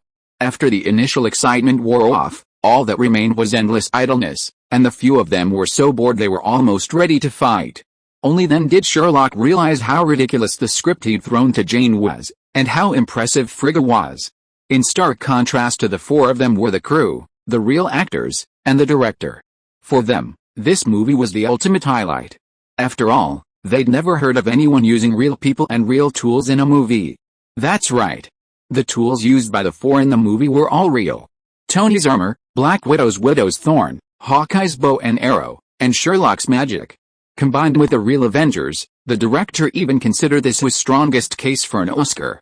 The actors playing Cap, Thor, and Hulk share the director's sentiments. God knows how thrilled they were when they received the Stark film offer. After all, it was a movie with the real Avengers, a surefire source of bragging rights in the entertainment industry. The only person who had some doubts about the script was the young man playing Cap. Upon reading the script and seeing Cap's suave lines, he felt a sense of shattered idol. He even bravely ran over to the four-person lounge area more than once to ask if Cap was truly that suave. Of course, Tony and Sherlock, two unreliable individuals, played the good cop and the bad cop, respectively.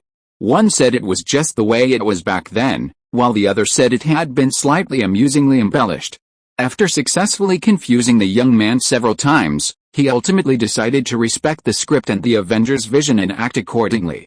Black Widow and Hawkeye, the two villains, watched Tony and Sherlock's childish behavior with a smile, then burst into laughter after the young man playing Captain left and closed the door, making no effort to correct him. After all, Captain Nerd was one of the few amusement points in their agonizing filming process. Just the thought of the usually mild-mannered Captain transforming into Nerd on the big screen is quite amusing, isn't it? Honestly, though, you have to admire the director's casting skills. Thor and Captain Nerd look incredibly similar to the real people, and even the motion capture actor playing the Hulk is one of the best in the industry. Sherlock and the other three even made a special comparison, pulling Captain and Thor to the point where the actors playing them would be stunned for a moment, and it's not an exaggeration to say that it would make you wonder if you have a real brother. This has been confirmed by Odin and Frigga. Others may not know this, but when Odin heard that someone was playing his son, he brought Pepper Potts and Frigga to visit the set. As Thor's parents, they were stunned for a long time after seeing the actor playing Thor. Even until they left, Frigga was still wondering whether she had given birth to only Thor or twins. It was one of the few fun moments in the painful filming career of the four people. Of course, in order to ensure the privacy of the four people, Sherlock still used a little magic. In fact, it was similar to what S.H.I.E.L.D. did. With the help of transfiguration, except for Tony who still looked like his original appearance, the other three looked very similar to their original appearance, but they definitely did not look like their real selves. It perfectly matched the photos that S.H.I.E.L.D. had synthesized when they were covering up the identities of the Avengers. Even so, it did not stop the four of them from hating the idea of making a movie. Later on, even Anne, who is a pure air human, couldn't stand it anymore. Tony even asked Diddy to act in his place and asked Jarvis to control the armor to cooperate with the director in filming, while Tony went back to study the Dark Elf mothership given by Sherlock. Chapter 364 New Spaceship. Filming took nearly 2 months. Sherlock swore that even back then, no one had ever been so exhausted. Black Widow and Hawkeye probably felt the same way. Even as she was reclining on a poolside lounge chair back at the training ground, Black Widow muttered that she'd rather fight aliens than ever do anything else with movies.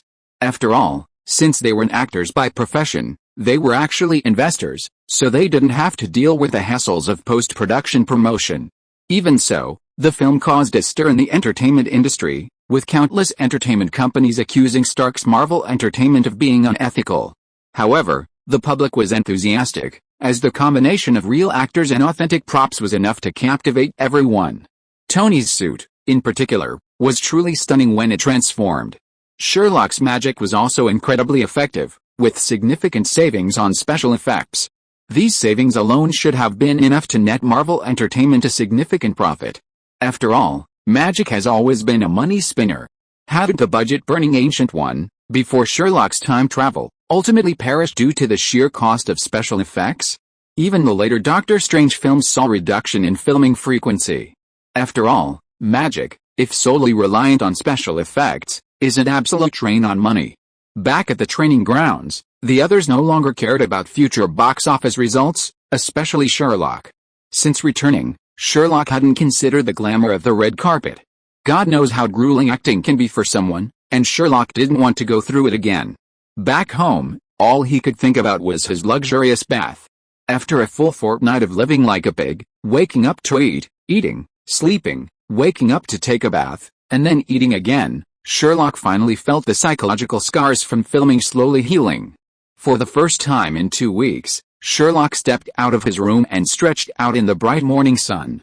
But before Sherlock could even stretch out, Tony burst out of the hangar, his face brimming with excitement. Sherlock watched for a long moment before confirming it was Tony, and not some strange homeless person or lunatic. Tony's appearance was truly unbearable. His head was a mess, his hair a mess, tangled in clumps, like a chicken cooperative. His beard hadn't been trimmed for ages, becoming scraggly and untidy, completely lacking his usual refined elegance. He even looked like one of those bikers from a gang bar. Furthermore, his clothes were grimy and greasy, some even black at the joints. As for the smell, Sherlock even wondered if Tony had fallen into a manure pit. Even from a distance, he could still smell Tony's pungent odor. But Tony himself seemed oblivious. He rushed out frantically and spotted Sherlock, who was stretching at the doorway. He rushed over and grabbed Sherlock, dragging him towards the hangar without a word, muttering to himself as he went. "Hurry up, Sherlock, come see the greatest thing I've ever created." Sherlock, squinting, followed Tony's frantic steps towards the garage. Honestly, if possible, Sherlock really wanted Tony to clean himself up first, as Tony was looking incredibly slovenly. However, Sherlock's disdain vanished the moment he entered the hangar, and he no longer cared about Tony's slovenliness. He saw a real spaceship. And it wasn't a mothership from the Dark Experience, with its uncanny resemblance to a Tesla logo. Instead, it was a spaceship perfectly suited to Earthling aesthetics, reminiscent of the Executor Star Destroyer from Star Wars. Sherlock ignored Tony's cocky attitude and quickly rushed over to the ship, gently stroking it. It wasn't surprising Sherlock's reaction. After all, he'd lived his entire life on Earth. Suddenly, Someone telling him they'd built a spaceship would be a complete shock, and Sherlock was certainly baffled. You have to remember that the only Marvel location capable of cosmic travel at this point was Thor's Asgard. Even Tony couldn't fly off Earth in his suit, and now Tony was putting a proper spaceship right in front of him? "You built that?" Sherlock asked, bewildered, pointing at the massive ship beside him, to Tony, who was still standing at the doorway, cocky. Tony, seemingly enjoying Sherlock's bewilderment, remained smug, proudly shaking his tangled hair as he replied, "Of course I built it, what the hell? You're so awesome now." After Tony's matter-of-fact remark, Sherlock's CPU was still a bit slow to react, and he subconsciously blurted out his true feelings. Tony, seemingly enjoying Sherlock's heartfelt words, stepped forward and began to explain the spaceship before him. Through Tony's explanation, Sherlock realized that Tony's claim of building it was a bit exaggerated, but even so, it was still surprising. This spaceship was based on the Dark Elf mothership Sherlock had retrieved.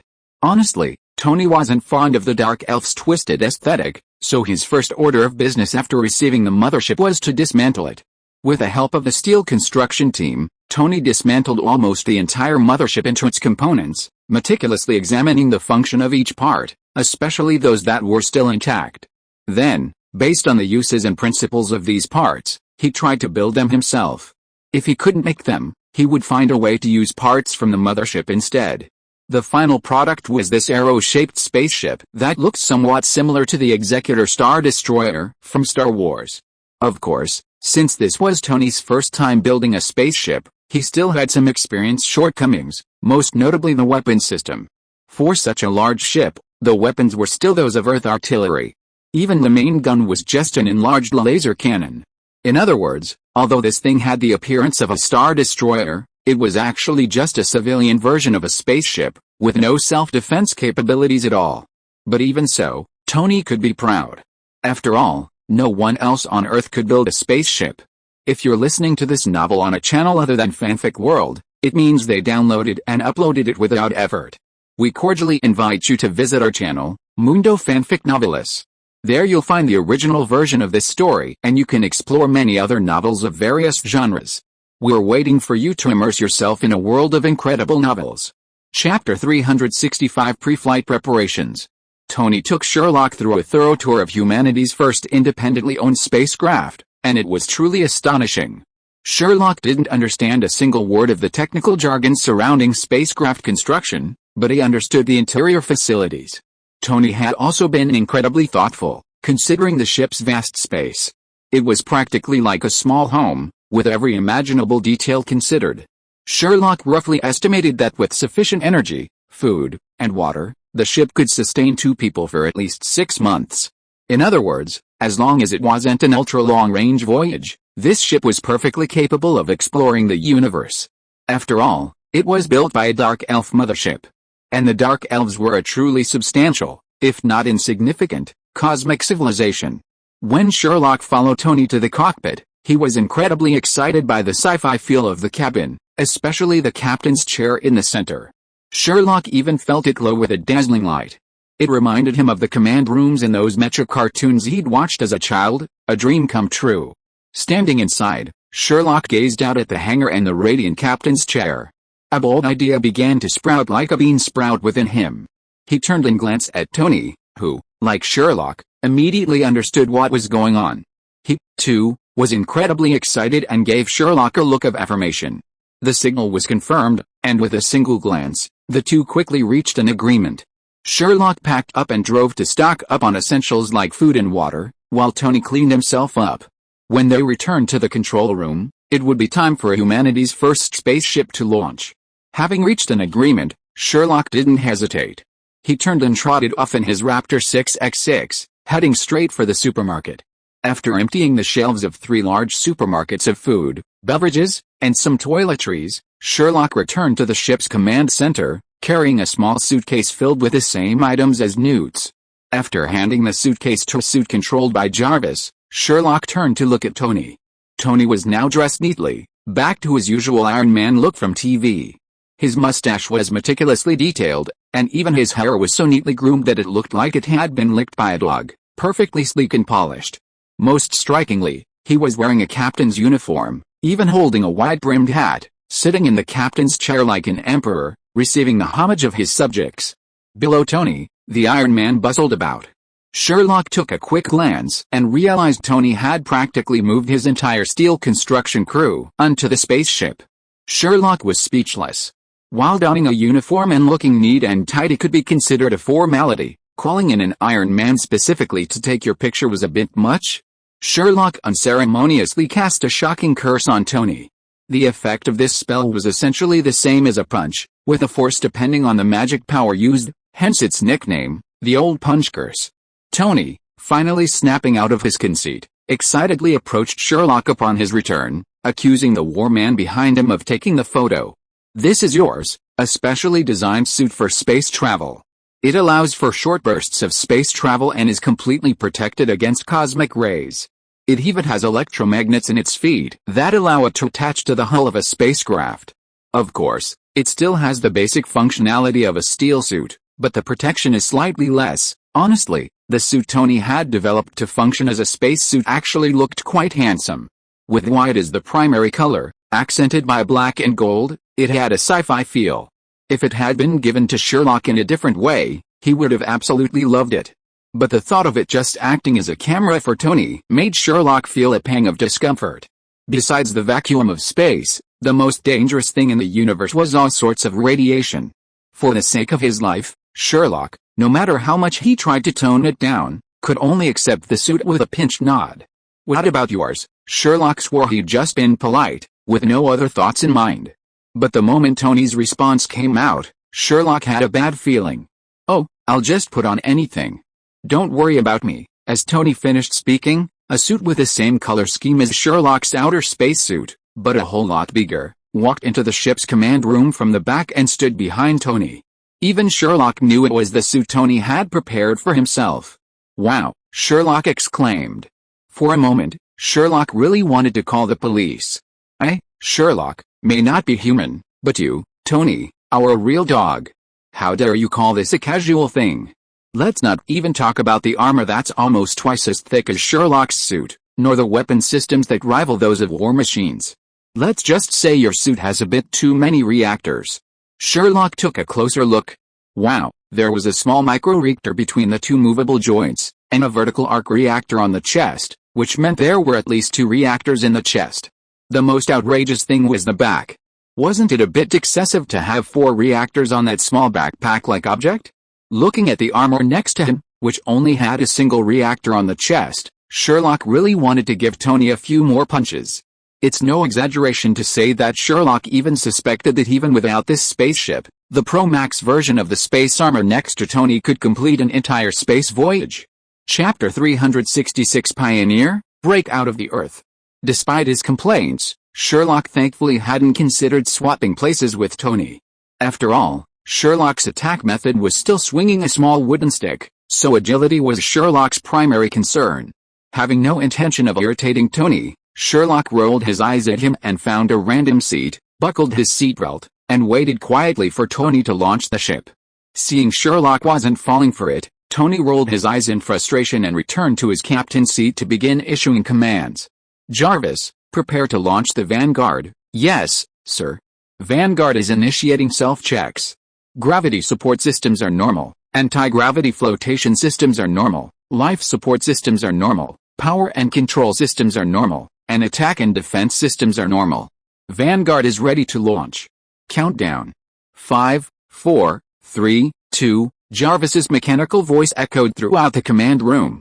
Upon hearing Tony name the ship the Vanguard, Sherlock gave Tony a respectful look in his captain's seat. While Sherlock's idea of naming it something like Mantis Shrimp would have been more in line with his whimsical taste, the Pioneer was a fitting name for humanity's first proper spacecraft. Just as Sherlock was contemplating these random thoughts, he felt the spaceship beneath him tremble briefly before regaining its stability. The feeling was magical. Every sense told him he was floating, thanks to anti-gravity. But if he closed his eyes and ears and listened carefully, he'd discover he couldn't even detect the massive object's levitation. This was Sherlock's first time in 2 lifetimes, and he couldn't help but be curious. His mind was preoccupied with the upcoming maiden flight, and he had no time to think about anything else. Through the glass windows, He could see the spaceship slowly sliding toward the hangar door, which, having begun its first mission since its completion, was slowly opening. A short while later, as the hangar doors opened fully, the spacecraft's speed slowly increased, floating close to the ground onto the runway outside.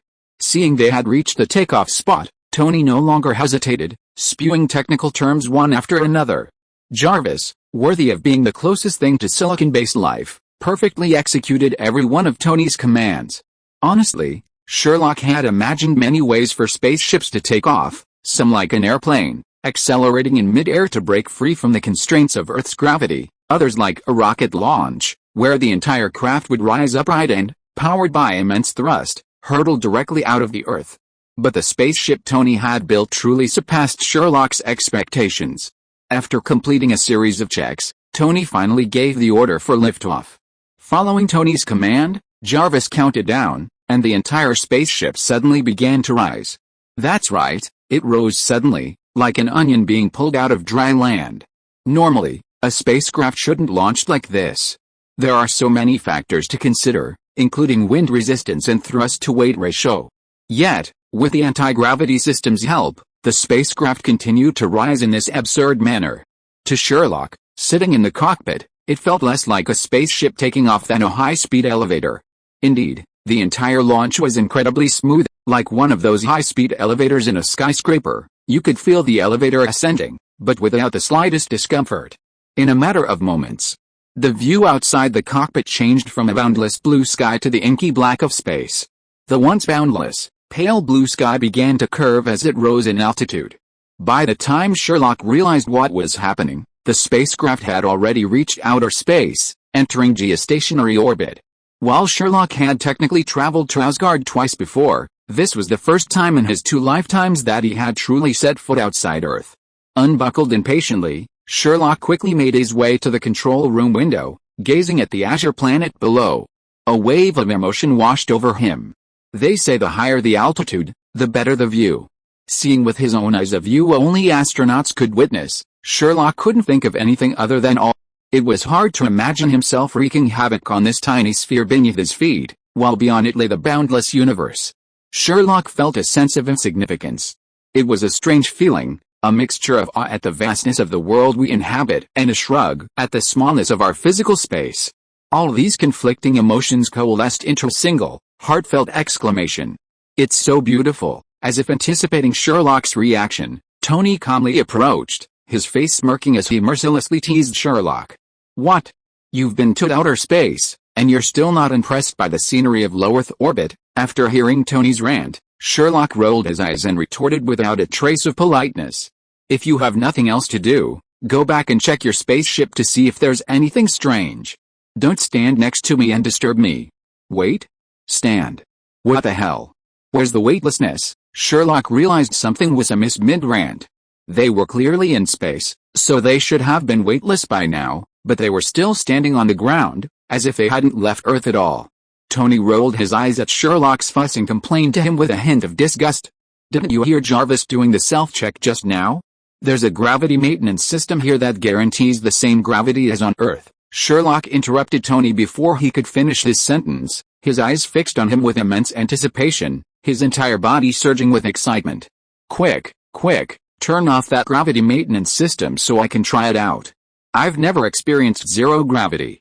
Chapter 367 Rick and Morty Reality. It turns out that zero gravity isn't as fun as it seems, especially the first time you experience it. After Sherlock finished speaking, Tony simply rolled his eyes and told Jarvis to shut down the gravity system. The moment the system shut down, Sherlock no longer felt weight. He felt completely light and airy. Honestly, this was the first time in 2 lifetimes combined. Sherlock was as excited as a macaque seeing a banana for the first time, constantly trying all the daily activities in a zero-gravity environment. Other things were fine, like eating and drinking, which felt a bit strange, but not unacceptable. But when it came to movement, Sherlock was completely at a loss. As everyone knows, in a zero-gravity state, there is no up, down, left, or right. Any side can be what you consider up, down, left, or right. This would be the case if the space was smaller, but the space inside the spacecraft was extremely large. After just a moment, Sherlock began to feel an intense wave of nausea. That's right, Sherlock had successfully made himself dizzy. Seeing the armor and Tony standing still beside him made Sherlock even more nauseous. As the saying goes, dizziness isn't scary, what's scary is being able to clearly see a comparison, and Tony is that comparison. As for why Tony didn't float in zero gravity, well, that's really underestimating Tony. While Tony's outfit might look similar to a captain's uniform, that's just the appearance. In reality, Tony's outfit is a sea of high-tech, head-to-toe, comparable to what astronauts wear inside a space station. Especially Tony's shoes, which are electromagnets, ensuring he stays grounded even in the event of a gravity system failure. Of course, Sherlock didn't know this. Feeling a little dizzy, Sherlock tried to imitate the way he'd seen in documentaries and float towards Tony. However, as a novice experiencing zero gravity for the first time, Sherlock's strength and direction were unpredictable. As a result, Sherlock spun in midair, struggling on his hands and feet until his head slammed against the ceiling. The recoil sent him careening back to the ground. Only with quick action did Sherlock quickly dig his fingernails into the cracks in the floor, saving himself from becoming a human bouncy ball. However, the nausea only intensified, and he nearly retched several times. Sherlock no longer wanted to experience zero gravity. He simply loved it. Seeing Sherlock nearly overwhelmed, Tony, with a sly grin, turned the gravity system back on. The instant gravity returned, Sherlock felt a surge of joy, a sense of grounded joy. As expected, even though the monkeys on the ground all want to take to the sky, the ground is humanity's home, etched into its DNA. Sherlock sat on the ground, lamenting this unreliable philosophical question while trying to suppress his churning stomach. Tony, having satisfied his own whims, happily returned to his captain's seat, activated a holographic projection, and began to wave it around with his hands. After resting on the ground for a while, Sherlock finally felt himself recover. He stood up, supported by the outer spacesuit that had been following him, and looked at Tony. He had originally wanted to settle accounts with Tony. After all, he must have known what would happen if he turned off the gravity system, but he hadn't told him he wanted to see him laugh. Even when he was practically yo-yoing in midair, he hadn't offered to help him. This was simply intolerable, he just wanted to see him laugh. But when Sherlock turned his gaze to Tony, who was fiddling with a 3D projection, he was completely stunned. The projection before Tony looked like something out of a science fiction movie. "Tony, is that a star map?" After hearing Sherlock's words, Tony didn't even blink. He pointed a free finger at Sherlock, snapped his fingers, and said to him, "Yes, you guessed right. But this star map belongs to the Dark Elf. I transplanted it directly from their mothership, and it needs some modifications. After all, according to the current star map, this ship's home planet is theirs. According to the information on the Dark Elf mothership, this is a key identifier for identifying the ship's origin and affiliation. Well, it's similar to the country of registration of our ships." Looking at the star map floating before Tony, Sherlock's mind was full of thoughts. Suddenly, a bold idea came to mind, and he quickly stopped Tony's hand from fiddling. "Wait, Tony. Wait a minute." After hearing Sherlock's words, Tony finally paused his work, looked at Sherlock nearby with a puzzled expression, and slowly typed a question mark. Seeing that Tony didn't seem to understand what he meant, Sherlock cautiously asked a philosophical question. "Tony, have you seen the cartoon Rick and Morty?" As Sherlock's question came, Tony's expression began to shift, as if imitating the Sichuan opera's rabbit face-changing technique. Initial confusion turned to bewilderment, then to surprise as if a sudden thought had occurred, and then a moment of confusion, finally settling into a state of confusion. Watching Tony's face change, Sherlock finally cautiously probed. "No, you and I are thinking the same thing, aren't we?" Tony, unfazed by Sherlock's question, walked over to him, placed one hand on his shoulder, and with his other hand, pointed out the vast expanse of space. He smiled and said, "Wubba-lubba-dub-dubs, Sherlock, my dear grandson, are you up for an exciting cosmic adventure?" While Tony might have been tempted to take advantage, his Rick imitation was spot on, and since Sherlock was right on the subject, he didn't mind it too much. After rolling his eyes, Sherlock let a malicious smile appear on his face before continuing. "You're probably right. Since you said our registration location is in the Dark Elves' territory, and no one in the universe knows us, why don't we go on a crazy, badass Rick and Morty-style adventure?" Sherlock grew increasingly excited the more he talked, and the more he thought about it. the more interesting it seemed. Damn, on Earth, she still had to be careful, because morality and laws were binding, but outside of Earth, who would care? That's why Earth only has one spaceship now. If every country on Earth mastered the manufacturing process, it would be like 8 billion locusts unleashed. Don't push it. Humans are inherently complex and dualistic. Beneath the veneer of truth, goodness, and beauty, everyone has a dark and twisted side. Otherwise, games like Give Him Love wouldn't be so well received. After Sherlock finished speaking, Tony's face cracked with a smile, as if he had finally made up his mind, and he gave Sherlock what he thought was a very handsome grin. Who can resist being a handsome and charming asshole? Honestly, there are so many things I've been wanting to try. Chapter 368 Black Market. After a brief moment of discussion, the two men shared a knowing, idiotic grin. Tony didn't bother changing a star map. After a quick message to his family, they cheered and found the nearest black market and headed for it. Logically, when entering an unfamiliar place, most people would first seek out peaceful and stable areas, rarely seeking out the chaotic and dangerous black market. However, in the universe, this is often counterintuitive, especially within the Marvel Universe. While the Marvel Universe's races aren't as terrifying and gloomy as the dark forest depicted in the three-body problem, they are nonetheless incredibly chaotic. The countless races bring with them conflicting ideologies and utterly contradictory perspectives. Therefore, when setting their sights on the universe, the black market has become a must-visit for newcomers. This is partly because it allows them to quickly accumulate their first deposits of universal currency. Furthermore, due to the varying races and customs, black market owners often prioritize market stability. While you might encounter official oppression of alien species elsewhere, you'll definitely encounter no such thing in the black market. To do business in the black market, the owner guarantees the safety of anyone entering, even if the two races are hostile. Of course, once you leave the black market, the owner will ignore you.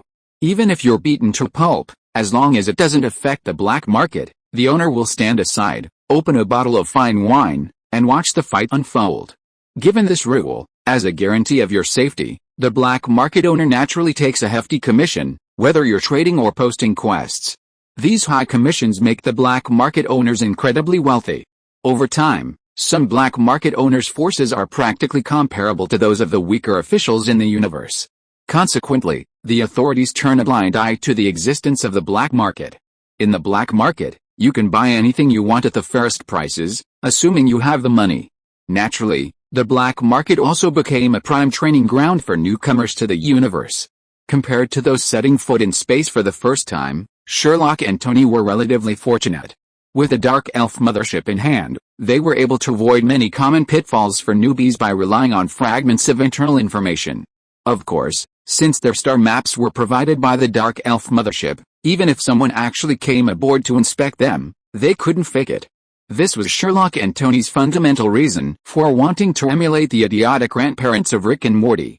Of course, the whole act had to be done, so Sherlock pulled out his wand and performed a human transformation on himself and Tony. Under Sherlock's magic, both Sherlock and Tony transformed into dark elves. However, Tony's transformed appearance strangely resembled Rick from the cartoon, while Sherlock, by Earth standards, became the most handsome dark elves. Although Tony strongly objected to Sherlock's mischievousness, with a wand in Sherlock's hands, he had no recourse.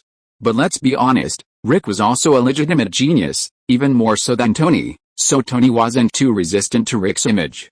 Ultimately, after a bit of a fuss, he gave up. The two of them made their way to the nearest black market to Earth.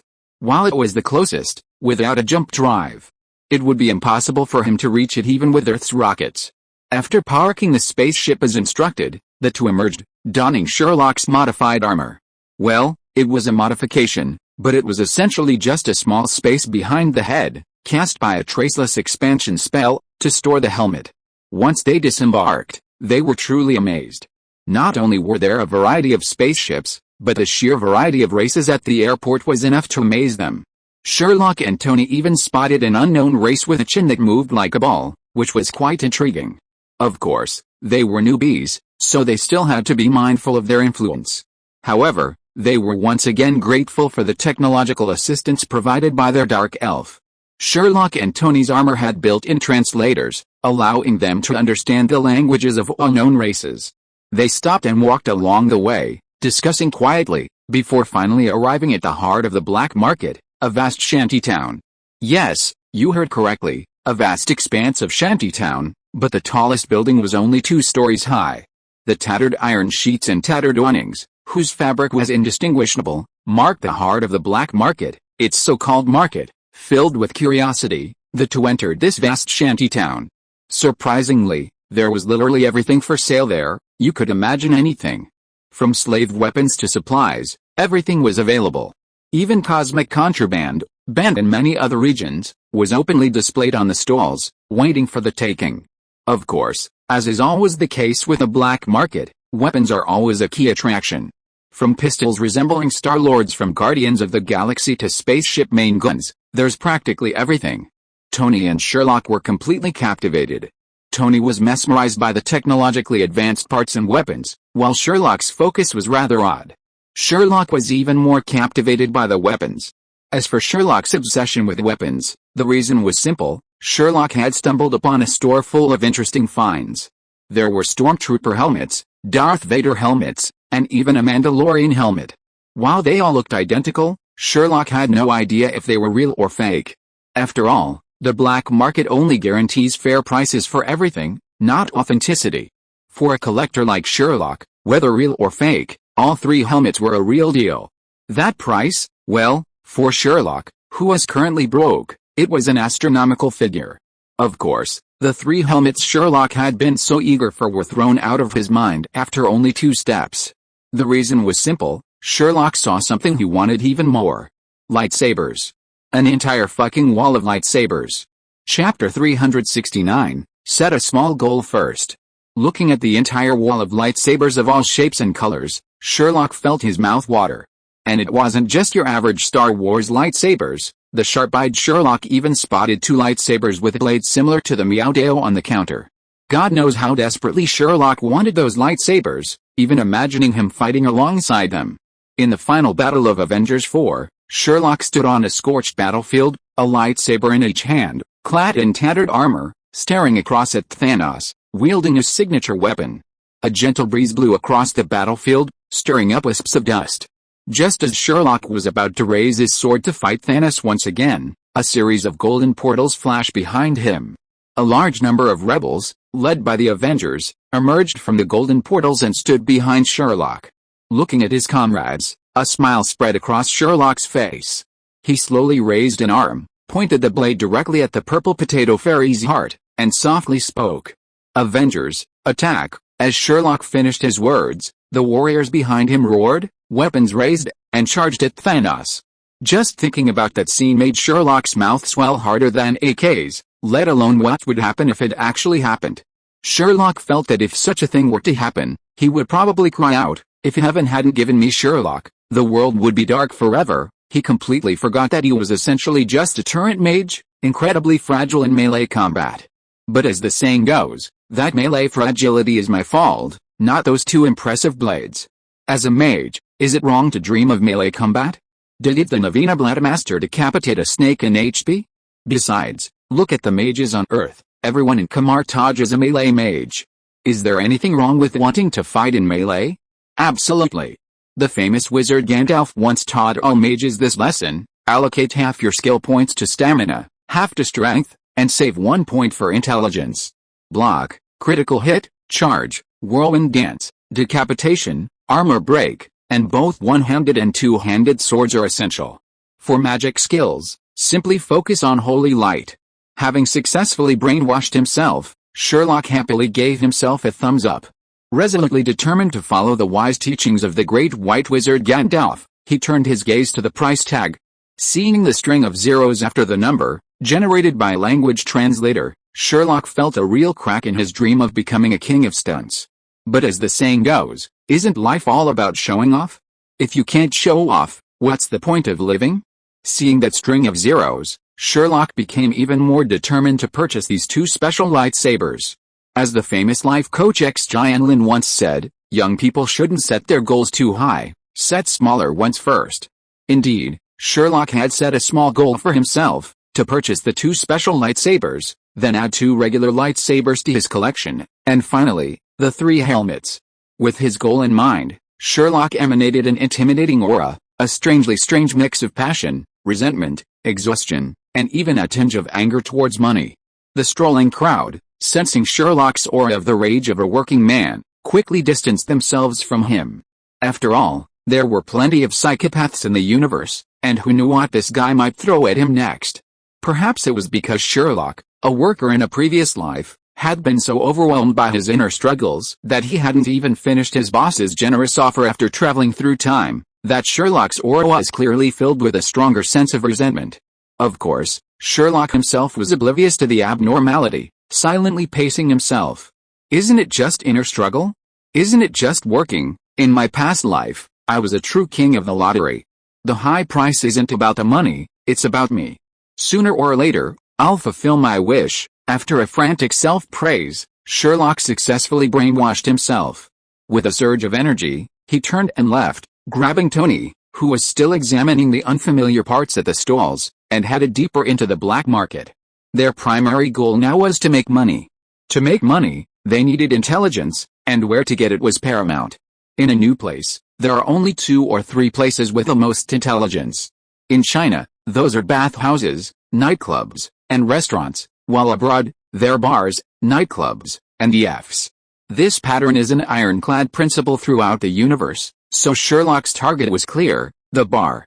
Pulling Tony to the center of the black market, they found the largest bar. Without hesitation, Sherlock and Tony pushed the door open and walked in. As they expected, the entire bar was a massive intelligence exchange center, even doubling as a mission distribution center. Not far from the bar, a massive board was densely packed with missions. Of course, in a place like the black market, you couldn't expect any good missions. Most were dangerous, but the payouts were high. They both had something they wanted to buy, and with no money, there was only one way to make quick money, completing these dangerous missions. And they weren't afraid of anything, no matter how dangerous. After all, their appearance and spaceship were disguised as dark elves. Even if they did offend anyone, they could just throw on the cover and run. So, as soon as they arrived, they focused on high-paying, low-risk jobs, mostly those that weren't likely to offend a certain faction. Sherlock and the others quickly found a mission: steal a sacred relic from a cosmic civilization. Their plan was simple: rush in, grab the item, run away, and then return to hand over the money and the goods. Most importantly, the pay was high. The reason it had been sitting here unattended for so long was simple. As mentioned earlier, this civilization was organized like a tribe, resulting in warriors who were all mad dogs. Few people wanted to provoke a group of lunatics who were like dogskin plasters, impossible to shake off once they touched them, and who were always ready to kill them. Yet, as newcomers, Sherlock and Tony readily accepted the task. Even as they were taking their supplies to the bar to accept the task, the drunkards in the tavern were already making their bids, and their question was how long it would take for these 2 rookies to fall into the hands of those mad dogs. Chapter 370, The Cosmic Bastard is coming soon. Sherlock didn't care a bit about the drunkards gambling. Even though he was broke, anyone with money would have rushed in to try and win. Despite repeated nagging from the bartender, the 2 men still stubbornly took on this difficult task. Finally, the bartender sighed and handed them the mission briefing and map, which she had handed over countless times. After receiving the necessary supplies, Sherlock and Tony left without hesitation and returned to their spaceship. Upon returning, Tony began studying the mission briefing the bartender had given them. However, this time, Tony's face darkened. The reason was simple: if the intelligence was correct, they were targeting a race called the Pictou. This race, judging by their appearance, was adorable and brainless. After all, both men and women resembled lop-eared rabbits, reminiscent of the bunny people that would make a fury fanatic ecstatic. The only difference was that the men were black, while the women were white. While this race may appear adorable, their actions are anything but. Everyone in the universe knows that these seemingly harmless individuals are all scoundrels. Provoke one of them, and a whole host of them will spring forth for revenge.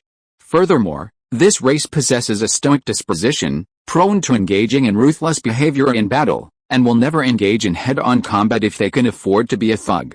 This has led to a reluctance among all factions in the universe to provoke them. After all, fighting them would mean facing an overwhelming number of scoundrels, and killing one would only attract a whole host, a truly daunting prospect. It's like a spear stained with feces, Disgusting and yet incredibly devastating. In recorded history, the only time these lunatics have retreated was by a single faction, relying on their unparalleled numbers, fleet numbers, and technological prowess a generation ahead of theirs. Only after nearly destroying Pictau's entire tech tree did these lunatics reluctantly retreat. This was also the first time the sacred artifact of the Pictou race appeared before the entire universe. It was then that the universe learned that this sacred artifact was the reason the Pictou race could assemble a massive army. It was actually quite interesting. This so-called sacred artifact was actually a radish that only grew on an altar on the Pictou home planet. The radish's function was intriguing. For the Pictou, this radish allowed them to quickly conceive, give birth, and grow into qualified soldiers. For other races, this thing was essentially a sumped-up blue pill. The amazing thing was that after consuming this radish, one could control oneself as desired. And, most importantly, consuming this radish guaranteed the birth of a child, even if it was a eunuch. After reading the description of the item he was retrieving, Tony's expression became unusually strange. Without hesitation, he pointed at the description on the 3D projection in the air and complained. "So, we risked our lives to provoke a bunch of lunatics just so some infertile rich guy could have a baby." Sherlock paid no attention to Tony's complaints. He was so angry that he didn't care whether the situation was outlandish or not. The money was the real deal. He slapped Tony on the head and grumbled. "Who cares? Getting the money is the real deal. Who cares what they're up to? Besides, even if they do provoke us, the worst that can happen is we can just ditch the cover and change to a new one. What's there to be afraid of? Just show some of your Rick aura." After Sherlock's merciless rant, Tony scratched his head and finally realized what he was saying. Sherlock was right. Who cares? Just get on with it. He immediately and enthusiastically began discussing with Sherlock how to handle this matter. Since the two decided to venture out into space, they'd been letting loose. The plan they finally came up with was simple. First, Sherlock used illusion magic to conjure up a fleet of warship projections, pretending they were about to attack the Pictou homeworld. The moment the projections appeared, Sherlock instructed Tony to clear all the weapons from his ship. Then, taking advantage of the chaos, the two activated their ship's stealth mode, circling to the other side of the planet and secretly logging in. Before the enemy could react, they opened a portal, quickly grabbed their supplies, and fled. The entire process was seamless, like eating dove. Tony naturally agreed to Sherlock's plan, except for the one requiring the weapons to be cleared. Remember, Tony had secretly prepared a large number of nuclear bombs to increase his ship's offensive capabilities. Each one weighed a considerable amount. If they were all unleashed, the feud would likely escalate. But the thought only lasted a second before vanishing without a trace. Just as Sherlock had said, this was the work of that dark elf named Rick. "What the hell does it have to do with me, Tony?" he immediately declared. "No problem at all. Let's just go and rob the money." After reaching an agreement, the two immediately set off in their spaceship towards their destination. After several space jumps, they arrived at the Pictou homeworld. Both of them were stunned. The universe is so vast, and full of wonders. The Pictou homeworld wasn't a spherical planet, but rather a donut-shaped one with a hole in the middle. And the so-called Pictou sacred object was located right in that central depression that looked like it was about to be pierced. Crucially, while the Pictou were a bit crazy, they weren't foolish at all. They had built a massive lid over their so-called Holy Land, completely covering it. This situation made Sherlock and Tony both feel dumbfounded. This was totally different from what the intelligence said. "Morty, my dear grandson, what do you think?" Looking at the scene that didn't match the intelligence, Tony, sitting in the captain's seat, touched his chin and asked this soul-searching question.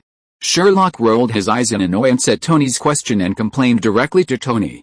"Don't take advantage of me. What can I think? Just do it and think about your empty pockets. I don't want my cosmic adventure turned just as it begins." Chapter 371 The Destroyed Pictou Clan. Tony, initially feeling a bit reluctant, finally shut up after hearing Sherlock's words. Humans are strange like that sometimes. Even though they know their plan will cost the lives of many alien races, because they're not human, they don't feel as bad about it.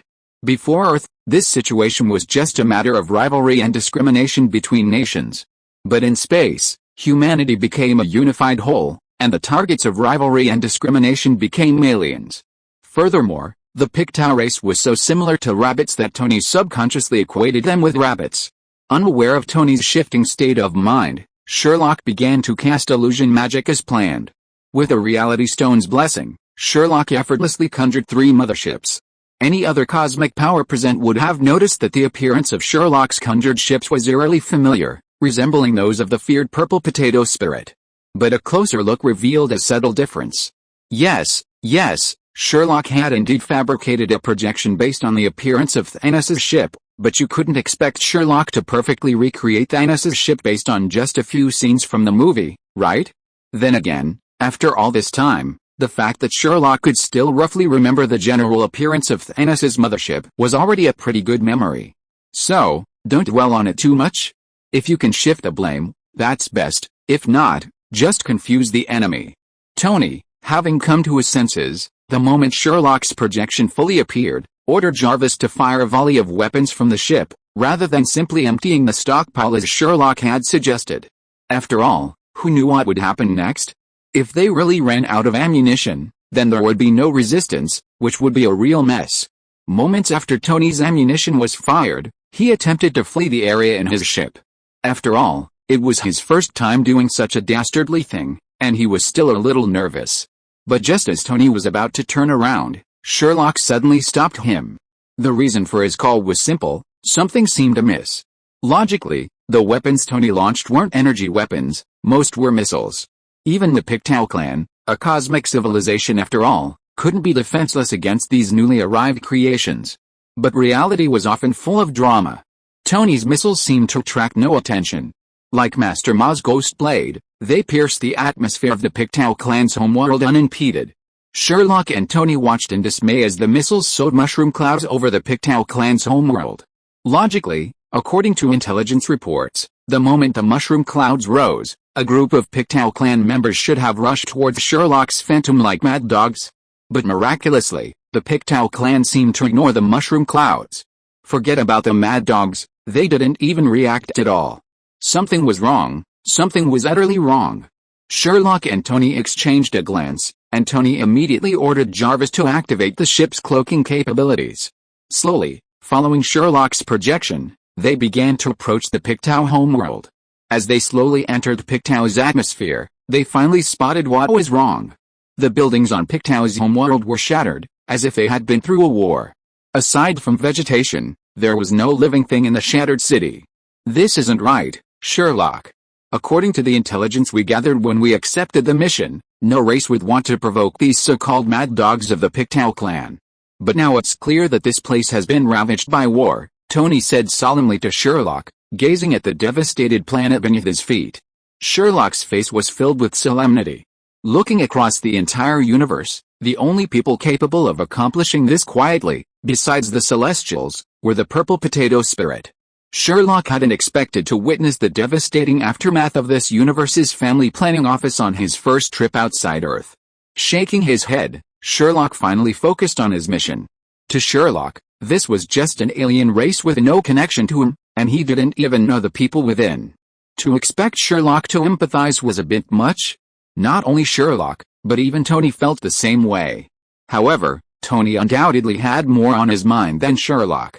For Tony, instead of grieving, he should complete his mission quickly, collect the money, and purchase the technology he could use. Firstly, he could arm the Earth, and secondly, he could arm himself. After all, if they could silently destroy the Pictou clan, then this mysterious force could do the same. The most important thing for him to do now was to accumulate more power. The two quickly reached a consensus and found a safe place to wait with their spaceship aloft.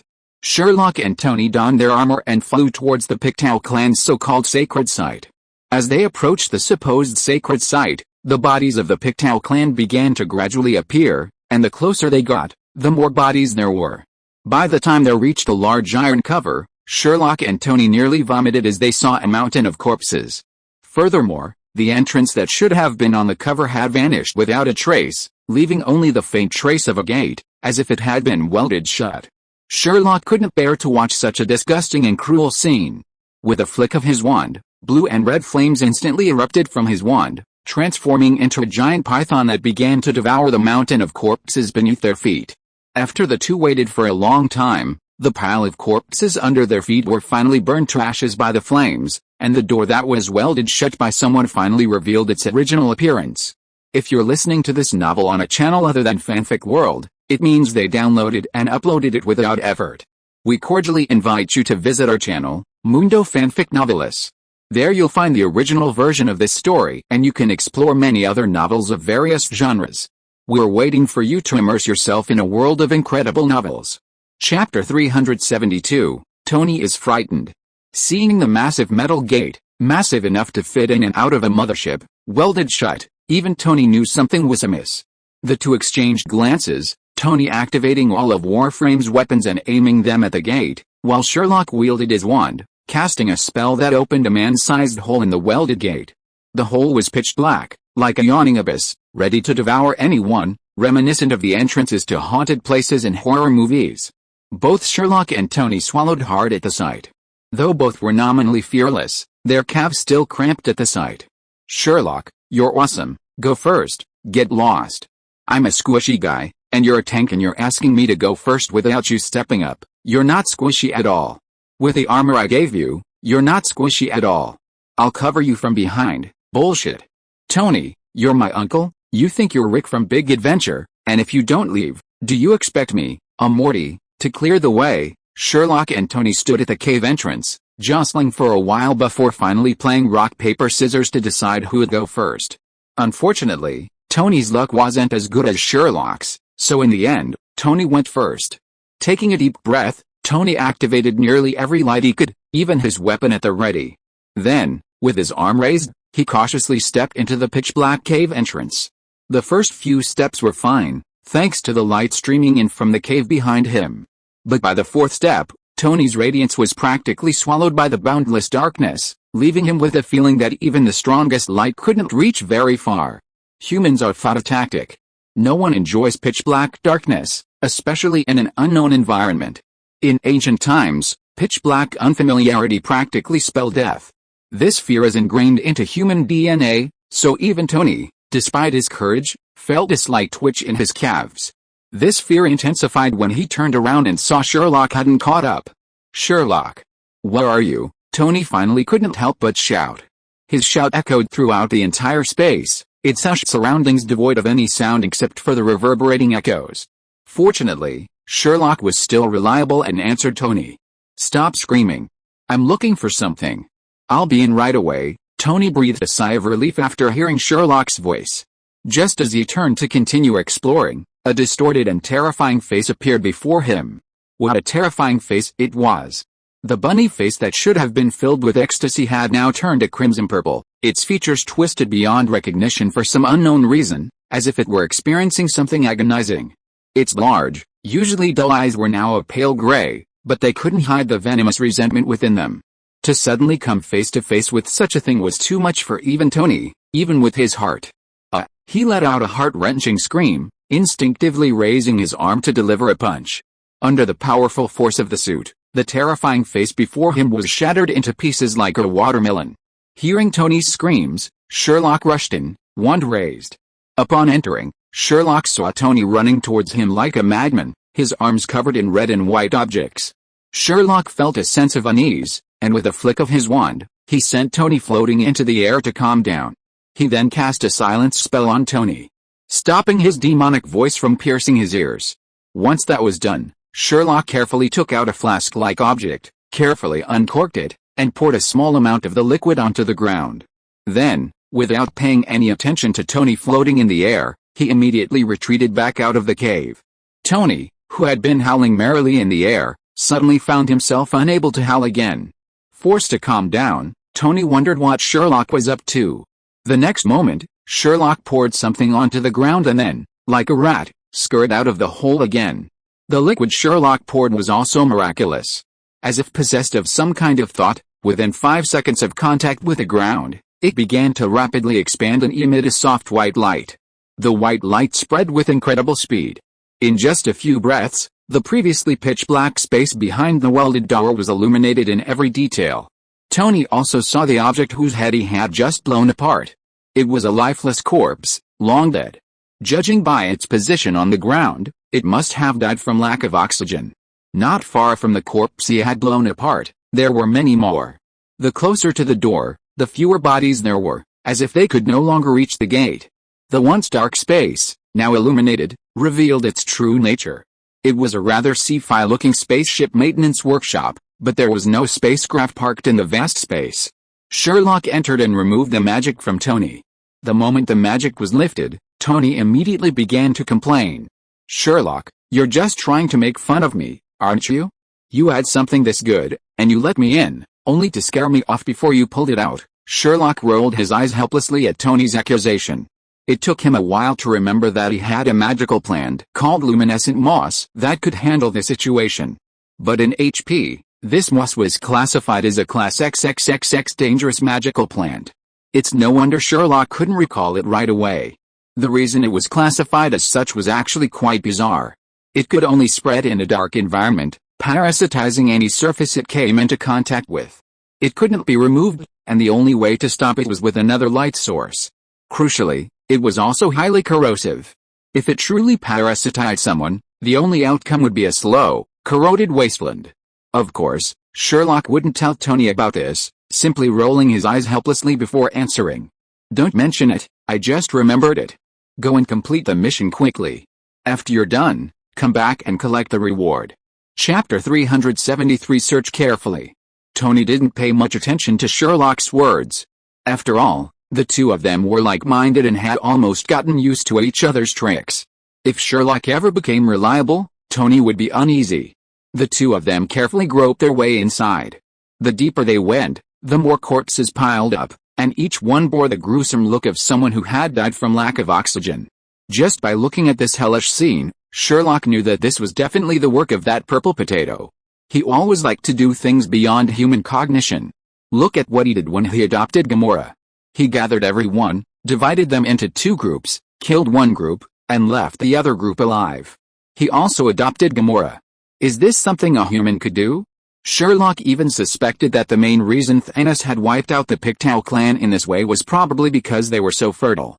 Facing such a fertile race, even one that relied on fertility and a large army to dominate the cosmic civilizations, this clearly ran afoul of the purple potato spirit, the cosmic family planning office. Of course, it's also possible that when Thanos and the Pictou clan began their battle, some of them hid within the large iron-covered structure, while others charged forward as warriors. Perhaps Thanos, to save trouble, simply sealed the exit of the large iron-covered structure, annihilating all the Pictou clan members outside, a barely effective half-kill and half-sparing. But even Thanos likely didn't anticipate that sealing this structure would lead to the complete annihilation of the Pictou clan. Whatever the case, Sherlock was certain Thanos was responsible, but none of this had anything to do with Sherlock and Tony. The two cautiously made their way inside the structure. While the large iron cover was actually intended to protect the Pictou clan's holy land, the structure itself was constructed to protect the structure. But as they advanced, they discovered that, after years of development, this place had become a complex integrating government affairs, finance, military forces, and scientific research. The interior was intricate, like a vast maze. Without a map, they could only grope their way forward, using Sherlock's blasting spells to clear the way. The corpses along the way were also a constant stream, and they had gradually become accustomed to the occasional appearance of corpses. As they advanced deeper, Sherlock began to harbor a rather unethical thought. "Tony, what do you think? Since there are so few living members of the Pictou clan now, does that mean their assets are also ownerless?" As Sherlock spoke, Tony, who had been cautiously advancing, suddenly stopped in his tracks and turned to look at Sherlock with a complex expression, as if he had just met him for the first time. After a moment, he patted Sherlock on the shoulder and spoke. "It's you. Although your idea is immoral, I like it." Without hesitation, he turned and walked back, leaving Sherlock completely bewildered. He grabbed Tony, who was about to turn back. "No, what are you doing?" Seeing Sherlock holding on to him, Tony grew impatient. He shook off Sherlock's hand, grabbed Sherlock's collar, and dragged him back. "What else can I do? Go back and search again, of course.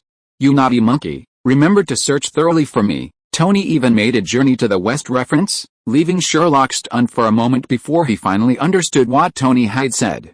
Sherlock actually liked it, feeling like he was being loved in real life. It was immoral, but it felt good. But even though they had returned to search again, they still faced a real problem. They had no idea what currency in the universe actually looked like. In the end, the two men didn't care.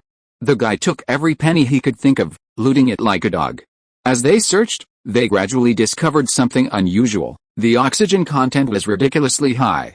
Sherlock, exhausted from searching, instinctively tried to remove his helmet, but Tony stopped him. Jarvis, controlling the suit, then took a quick look at the air's composition and reported it to them. On Earth, the air composition is roughly 78% nitrogen, 21% oxygen, 0.939% noble gases, 0.031% carbon dioxide, and 0.03% other gases and impurities. But the composition here was a bit strange. Jarvis's analysis revealed 50% nitrogen, 49% oxygen, 0.939% noble gases, 0% carbon dioxide, and 0.061% other gases and impurities. In other words, the helmet could be removed from inside this giant metal cover, but the only problem was that removing it would lead to oxygen intoxication. Crucially, the carbon dioxide content was a staggering 0. Any living thing that breathes must produce carbon dioxide, but the amazing thing was that the content inside this giant iron lid was 0. This nearly drove Tony, a scientist, crazy. After much deliberation, he could only conclude that these Pictus weren't breathing oxygen, but carbon dioxide and nitrogen.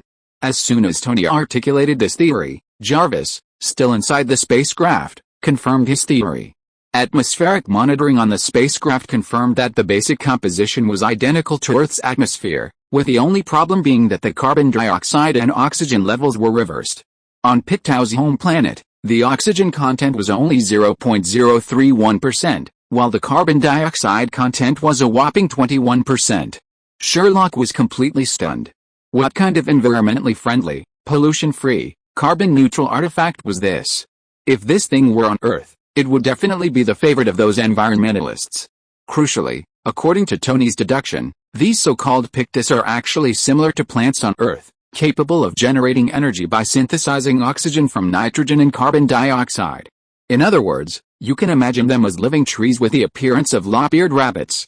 Sherlock even considered carrying one of their bodies back to the ship for an autopsy. After all, according to Tony, these creatures required little or no food to survive. Is this the favorite species of some impure environmentalist girl? Chapter 374 How do profiteers do business? The two of them, like the Japanese invaders entering a village, cleaned up not only the corpses but even the seemingly nice furniture. This was all thanks to Sherlock's buggy, the untraceable extension charm. After packing more than a dozen boxes similar to Newt's, Sherlock and Tony arrived at the core of the Pictou clan. It was nothing like Sherlock's imagined Holy Land. As a cosmic civilization, Sherlock had imagined this so-called Holy Land to be a place filled with high technology and unique aesthetics.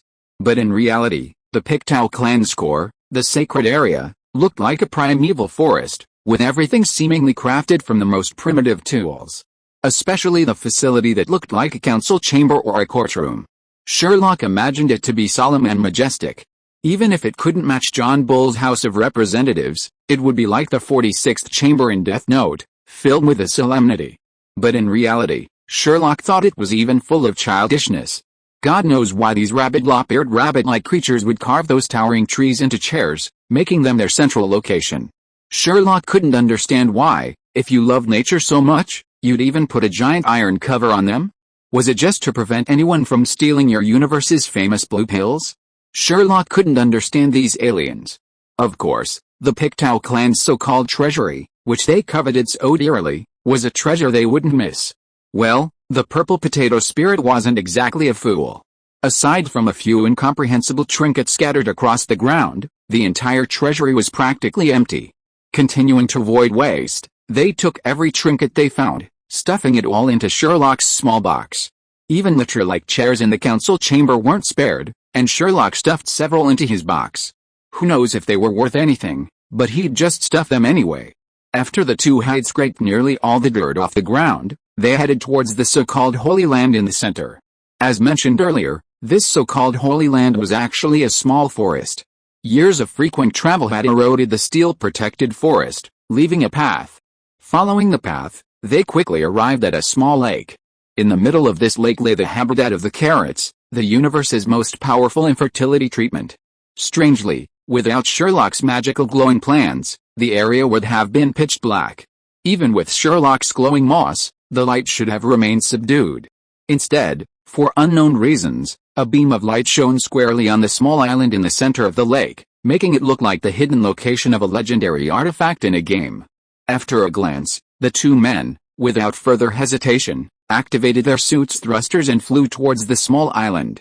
Once they landed, they discovered a small vegetable patch in the center of the lake's island, in the area with the most concentrated sunlight. Within it, a golden plant flourished. Tony even pulled out a mission briefing to check. It was indeed the item listed in the mission briefing. Reassured, the two transformed into true vegetable farmers, and began to pick radishes. Of course, as a shrewd businessman, Tony rarely interfered with the company's management, but he wasn't completely clueless. While the mission stated the more the better, the higher the price, scarcity made things valuable. After picking about 10 radishes, Tony beckoned Sherlock to stop.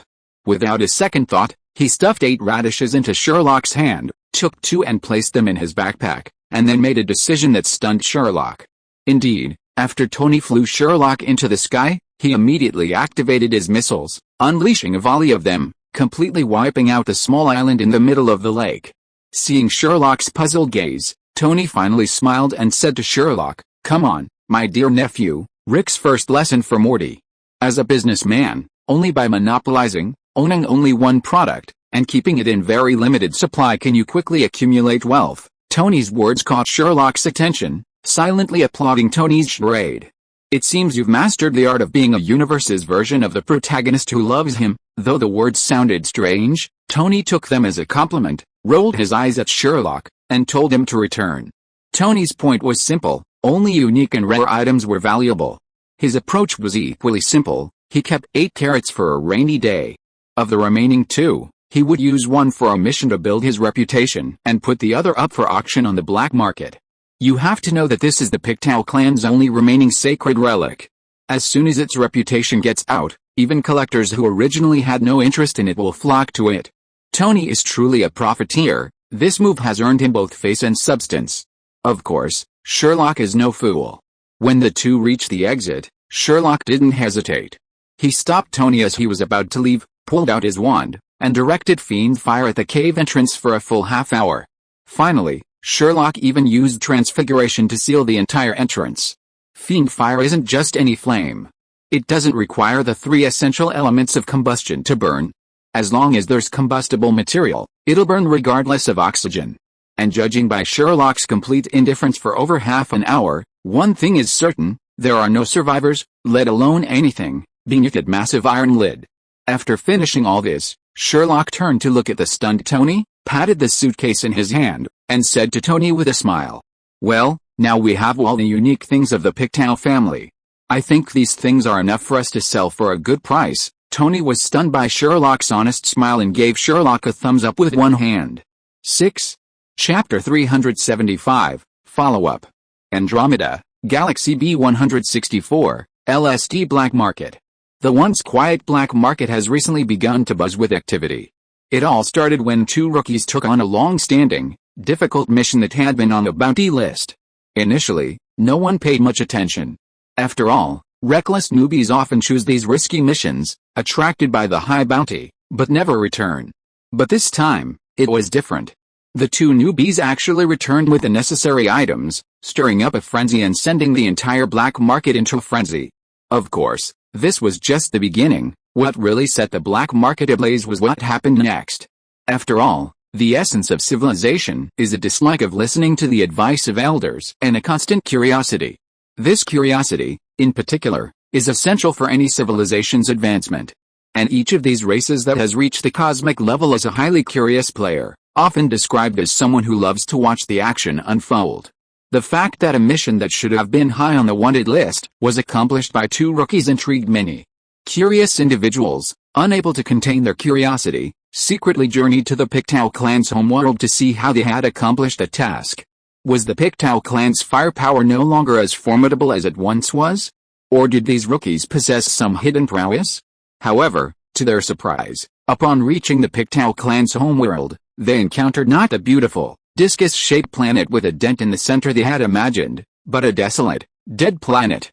Its entire surface was covered in gigantic, flaming monsters, devouring every flammable substance on the Pictou homeworld. Out of curiosity, some attempted to capture one of these flaming beasts to see what it truly was. However, to their surprise, it turned out to be nothing like the creatures they had imagined, but a weapon composed purely of energy. In other words, the entire Pictou clan, including their home planet, had been completely destroyed, even heading towards becoming a Death Star. This discovery sent the entire black market into a frenzy. No one could have imagined the two newcomers would be so ruthless as to exterminate the entire Pictou clan for their mission's sake. While the Pictou clan's reputation in the universe wasn't particularly good, such an act was still jaw-dropping. Unbeknownst to Sherlock and Tony, the Purple Potatoes' actions were forcefully pinned on them, earning them the nickname Planet Destroyers, but even Sherlock himself probably hadn't anticipated that after more than half an hour of igniting the fiendish flames, they would eventually break through the massive iron barrier and wreak havoc across the entire planet. Initially, this was merely a buzz on the black market. Although the Pictou had been annihilated, information often lags. With so many civilizations in the universe, few would care about a race with a less than stellar reputation. What really escalated the situation was the appearance of a large number of items claiming to be Pictou relics on the black market. Through auctions and retail sales, these items gradually became known to collectors across the universe. The Pictou were known for their seclusion, with few civilizations willing to do business with such a rabid bunch. Naturally, the sudden appearance of these so-called Pictou relics attracted the attention of some collectors. As these collectors were drawn to the black market, the news that the Pictou's homeworld had become a dead star spread like wildfire, rapidly spreading from the black market. Likewise, the spread of news attracted even more collectors. After all, the Pictou clan had been decimated, reduced to nothing but dust. This batch of Pictou relics was arguably the only one in the entire universe, naturally attracting collectors' attention. However, what truly ignited the frenzy, drawing the entire universe into a frenzy, was the announcement, just as the Pictou clan relics were nearing completion, that the auction house would hold the last remaining sacred relic of the Pictou clan. Next week, one of the Pictou clan's last remaining sacred relics would be auctioned. This news not only captured the attention of collectors, but also attracted the attention of many wealthy and powerful male cosmic figures. After all, a cosmic-level blue pill was no joke. No male creature could resist the idea of standing up or lying down at will, especially since it could also induce pregnancy at will. The entire universe was abuzz with this news, and everyone rushed to the small black market, hoping to participate in the auction.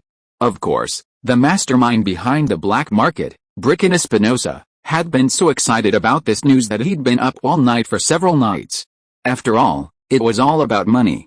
With the current level of activity, he could probably create several fleets after this wave of business was over. Naturally, Bricken Espinosa had treated Sherlock and Tony like honored guests. However, none of this matter had much to do with Sherlock. Tony was handling everything.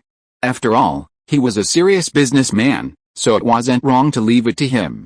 As for Sherlock, you might not believe it, but Tony was completely busy as hell, dealing with auctions, buying supplies on the black market, and then rushing back to upgrade his spaceship. In short, he was constantly busy. Meanwhile, Sherlock, seemingly at peace, tucked away in his own room on the spaceship, carefully polishing and playing with his newly purchased 3 ordinary lightsabers, 2 Meow-shaped lightsabers, and 3 coveted Star Wars helmets. Sherlock had to thank the Pictou clan's generosity and Mr. Thanos's dedication for finding such a great bargain. It was only after purchasing these items that Sherlock learned from Black Market Lord Bricken Espinosa that these items, in the universe, should actually be classified as antiques. The 2 Meow-shaped lightsabers were the newest, even at nearly 100 years old, which left Sherlock stunned. Of course, antiques don't come cheap. Most of the proceeds from the auction went to Tony to upgrade his spaceship, leaving Sherlock with very little. Honestly, if it weren't for the unexpected use of those little gadgets Sherlock had collected from the Pictou clan's treasury that Thanos despised, Sherlock wouldn't have been able to afford the lightsabers and helmets he coveted. End of this chapter. Thank you very much for reaching the end. Don't forget to like. Looking for more exclusive content and immediate access? Subscribe to our Patreon. Remember, every like, subscription, or donation encourages us to continue. Thanks to everyone. See you in the next video.